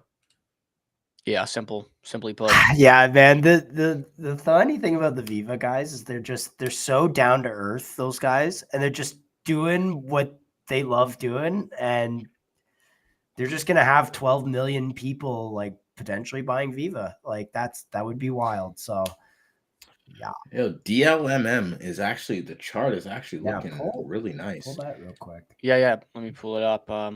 And again, like hegemony bouncing, exact same thing I just said, guys. Hegemony, you know, bouncing while everything's ripping, or nuking. ALG bouncing a little bit while everything is kind of nuking. Let's see DLM too. Yeah, DLM as well. Yeah, chart looks great. Oh my gosh, this just looks ready to, dude. Okay. Oh my gosh, I tell you guys, this is what I love to see. This is what I love to see, these charts. When you get a chart that launches, I think it got to what, 600K, and it died, sat sub 70K. You had plenty of opportunities to buy here. We'll just call 100K, sub 100K. How much supply do you think gets cornered down there? For the people that are really paying attention, they can accumulate multiple percentages of supply at these lows, and then you get situations like AVO, and our chart over AVO to make my example here, where the token nuked for a while, went sideways, and it just starts going up only. Again, like this nuked for a while, was sideways, and then look at this chart on low volume. I was looking back here, like on these big candles, these big green days for AVO, they were doing 100K in volume, like nothing. Look at Cities. Cities is another example of this. Cities is another example of this. So I wouldn't, all I'm saying is if you're holding DLM, I wouldn't sell too early because it seems like they have strong hands. Cities is another example of this. They sat down here at, you know, 150K. You could have gotten entry at 150K for days and weeks. How much supply do you think can get scooped at these levels? For 92 days, this sat down there. That's crazy. You could have got so much supply at 100K rate. Sending you the link, by the way. What is LB trying to come on? Yeah, he said 40 mil plus in fees. 43 almost. Yeah. I want to hear his take on all of this. Yeah. I think we're going to get a bullish take from LB. But nonetheless, guys, my point still stands. When these tokens, I love this life cycle because it's getting so obvious and it gives you so much time to research. When these tokens run, they nuke and die for a while because snipers are actually just selling. We've talked about this multiple times. And then you can accumulate a significant amount of supply for dirt cheap. And then the holders that accumulated down here because they actually they actually build conviction, don't want to sell on these massive green candles. So you have days like today where everything is nuking. No one really cares to sell, and there's 58K in volume here. There's 58K of volume on this DLM chart. No one's selling. And so when the market actually ticks up, it has a free, the easiest, the path of least resistance is to the upside. And that's why these just continue to go crazy, maybe surpassing their AUM by multiples and multiples and multiples. Sorry for the rant, but I think it's important to understand the different types of positions you're holding and why holding on to this is valuable, even if it may seem overvalued, depending on where it goes. Yeah, no, I think what you said is literally spot on. Literally spot on. I gotta close a tab or two out. All good, bro. But yeah, let me that street video was sick. Yeah, I love the competition going around surrounding on screen right now.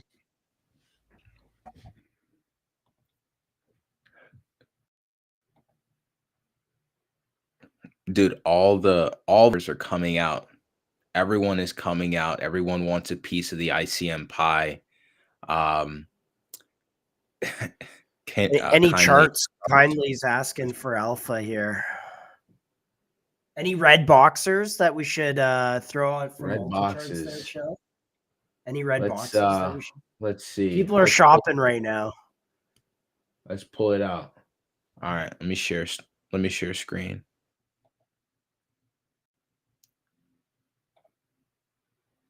Am I lagging to you guys, by the way? No, you're good. Bet.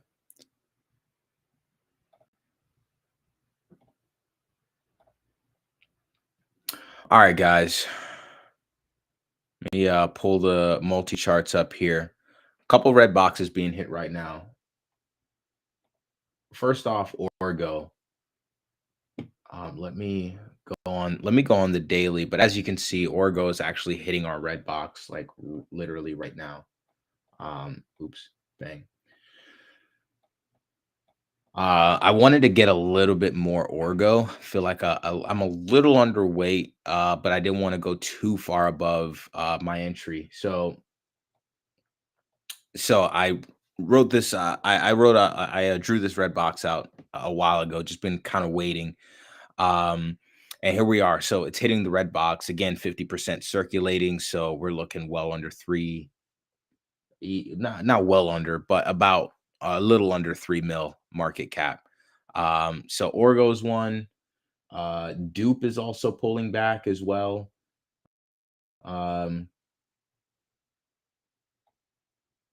Dupe rallied from 4 mil all the way to like nearly 20. So about 18 mil. And now we're kind of like pulling back into a nice area of support. And I told you guys yesterday that I'm using the 10th, right? Like I'm using this area over here where we had the tariff scare. I'm using this area as an area to basically say this is the bottom on any chart. This is the recent bottom on any chart, right? So there you have it. And we're kind of pulling back. So kind of good level here to bid. What else?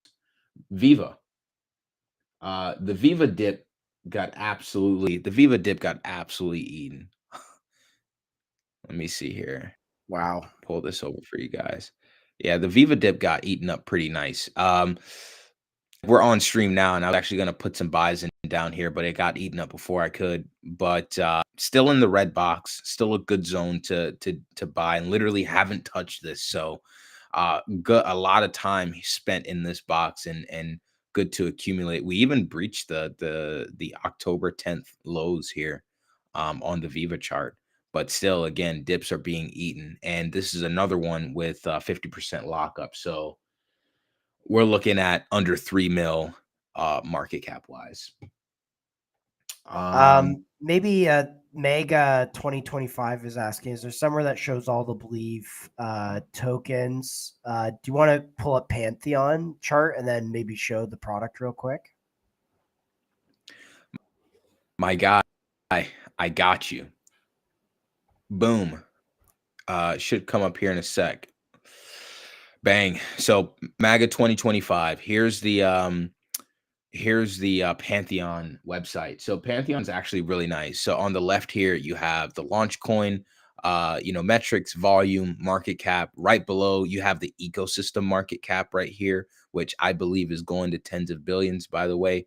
Probably like I would say at least 5 billion, right? Like in like this quote unquote cycle. I know we're not using cycles anymore, but that seems to be the best way to explain it for people to understand. But that's the total market cap. And then you have 24-hour volume, you have 24-hour revenue, you have top gains and losers, ICM .run. Also has its own area over here. But the part that I really like here is the holders. Like we mentioned, holders are really, really solid way of making sure that inside view of what the market's view is of a token. So if holders are going down, then obviously, believers are leaving. If holders are going up, especially on a day like today where everything is dumping, believers are actually looking good. And as you can see, Cled, Avo, for the last hour, they're also building. They're building pretty good holders, actually. Nice smack there, Cold Town on Viva. I think that will age well in a few weeks. Yeah, I think so. And then last thing, You were right now. We're on Pantheon. I don't know if you could pull Pantheon's chart real quick. I think it's still. Is it still Believe GPT, I believe.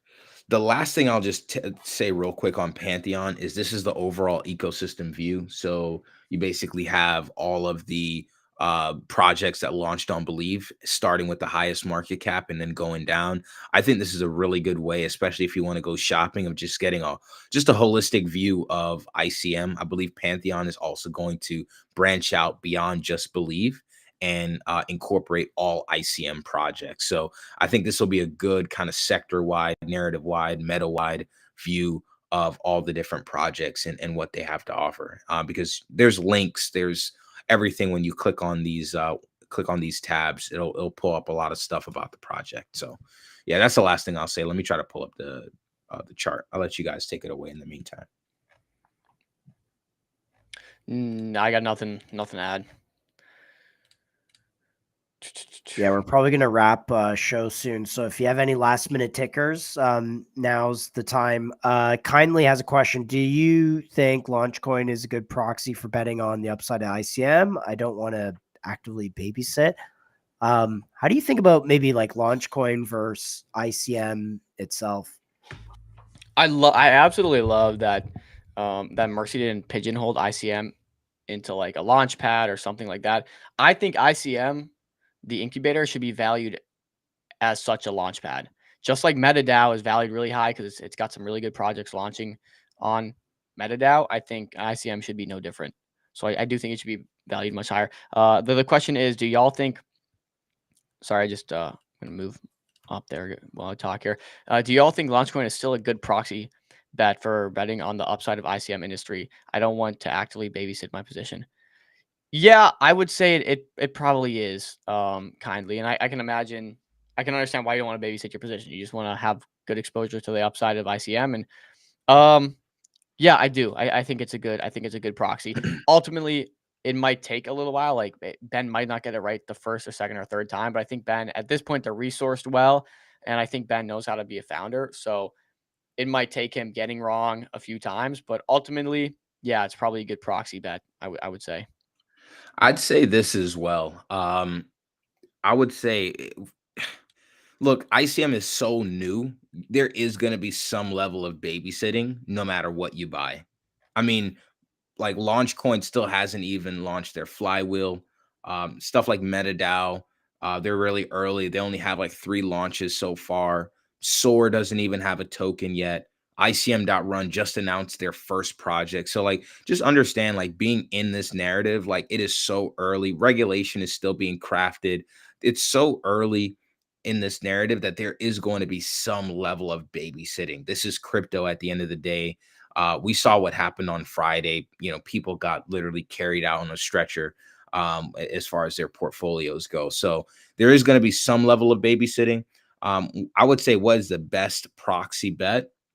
I think Launchcoin is up there. I put a post out the other day, and I basically said, like, you know, the better exposure for ICM is MetaDAO, ICM.run, the incubator, and Launchcoin. Because those 3 things kind of give you really broad-based exposure. Launchcoin obviously has just kind of tokens in the traditional model of launching. But then also something like ICM.run, I love the fact that they're launchpad agnostic. You know, launchpads, you know, depending on how you structure it, it might not be the best thing for every single founder. We were talking about this yesterday. Like, not every founder would want to launch on MetaDAO. Maybe not every founder would want a bonding curve. You know, maybe not every founder would want something equity anchored. You know, so I think it just depends on what the founders need, and it's really early, so there's not really one size fits all in terms of a solution that we have. But definitely think that, you know, between MetaDAO, Launchcoin, and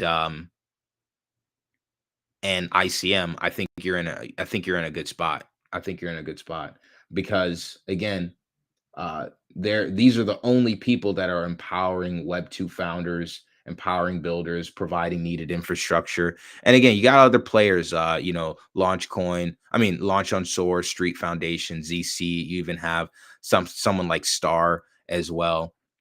So there's a lot of players popping up. So there's competition that's going to be coming. And so that's another reason why, hey, you might have to, do a little babysitting on this, regardless of what you buy, since we're so early. But I think that's a good place to wrap. I don't know about you guys, if you guys have anything else that you wanted to talk about. I'm straight, dude. I'm good. I think, guys, give it some time to settle. Yeah. Nothing ever happens. Remember that. Nothing ever happens. MetaDAO's at 180 million market cap. Feels like it shouldn't be worth more than Launchcoin. Yeah, kindly. I don't know if that's a fair valuation for MetaDAO. I think it's pretty cool. I don't think lots of founders are going to want to give away that sort of power to token holders. And I agree. I probably would not bid MetaDAO here at 100 mil when Launchcoin's at 80, or I guess more like 100 now with the fully diluted value. But we'll see. I think they're like, thoughts on Avicii. Yeah, we think Avicii is pretty cool. We got to look into it more. At least I got to look into it more. Let me not speak for anyone else. Yeah, I also have to look into it a little more. I like this point that that you brought out here, Anirudh. Good names and takes, appreciated, guys. You guys got a community Discord or a TG? Could be an idea. Could be something to look into here. Yeah, is that something? I'm gonna put a poll out. Maybe I'm making think that's decisions poll-worthy. based on polling. So yeah, maybe we'll put a poll out if you guys want that. The question is less. I mean, obviously, we need to know if they want it first. It's less about if they want it though, and more about if we're gonna have someone to manage it when we're asleep and shit. So I would say, yeah, it's gonna be pretty. We're already pretty tapped on content, but maybe someone will come through that community and want to be part of it. So we'll see. Yeah, I think it's still poll worthy, something to at least see if you guys want, and then if it not is a commitment, they're a sense check. Yeah, Don't worry, Dom. We won't be hearing Discord notifications as you try and go to sleep. Oh yeah, I'm not worried about that. I will not be. If anything, we'll experiment. It's not a commitment, but we are willing to experiment. But at the same time, we got to think about Discord resources Dom and all that. will be a vibe. So Discord Dom, I already lack in all my Discord chats. So I'm not gonna. I was about to say, Discord Dom is not a thing, low key. At least not right now. Not right now. Yeah, chill can tell, bro. I'm getting some backlash in some of my chats. I used to be like the active guy in Discord and all chats. Since MCG, I'm just like, there's no way. There's no way. Positive EV though is being on stream, to be honest. Positive EV is being in a VC in general, whether it's on stream or whether you're just sitting in there with a bunch of buddies and getting direct deal flow. You guys need to be in a VC all day if you're really serious about trenching. Information just flows so much quicker. Like Discord, you miss stuff. People miss stuff. Like this, you get it in real time. Exactly. All right, guys. Skip me. Zappy. Yeah. Oh yeah. Well, I mean, you can acknowledge Zappy, of course. Yeah. I don't know. Is it a question or is it just a statement here? Sir, what about Avicii? They have raised 3 million MetaDAO. Okay. I guess it's a question. What about it? Yeah, we just said it's pretty cool. Is it trading? Excited. It's not trading yet. No, I think it's a 3-day raise. I actually have to commit just to test out the platform and stuff. But yeah, according to Profit, it's pretty cool. I have to like really dig into the resources though. So maybe I'll get you a better answer next stream.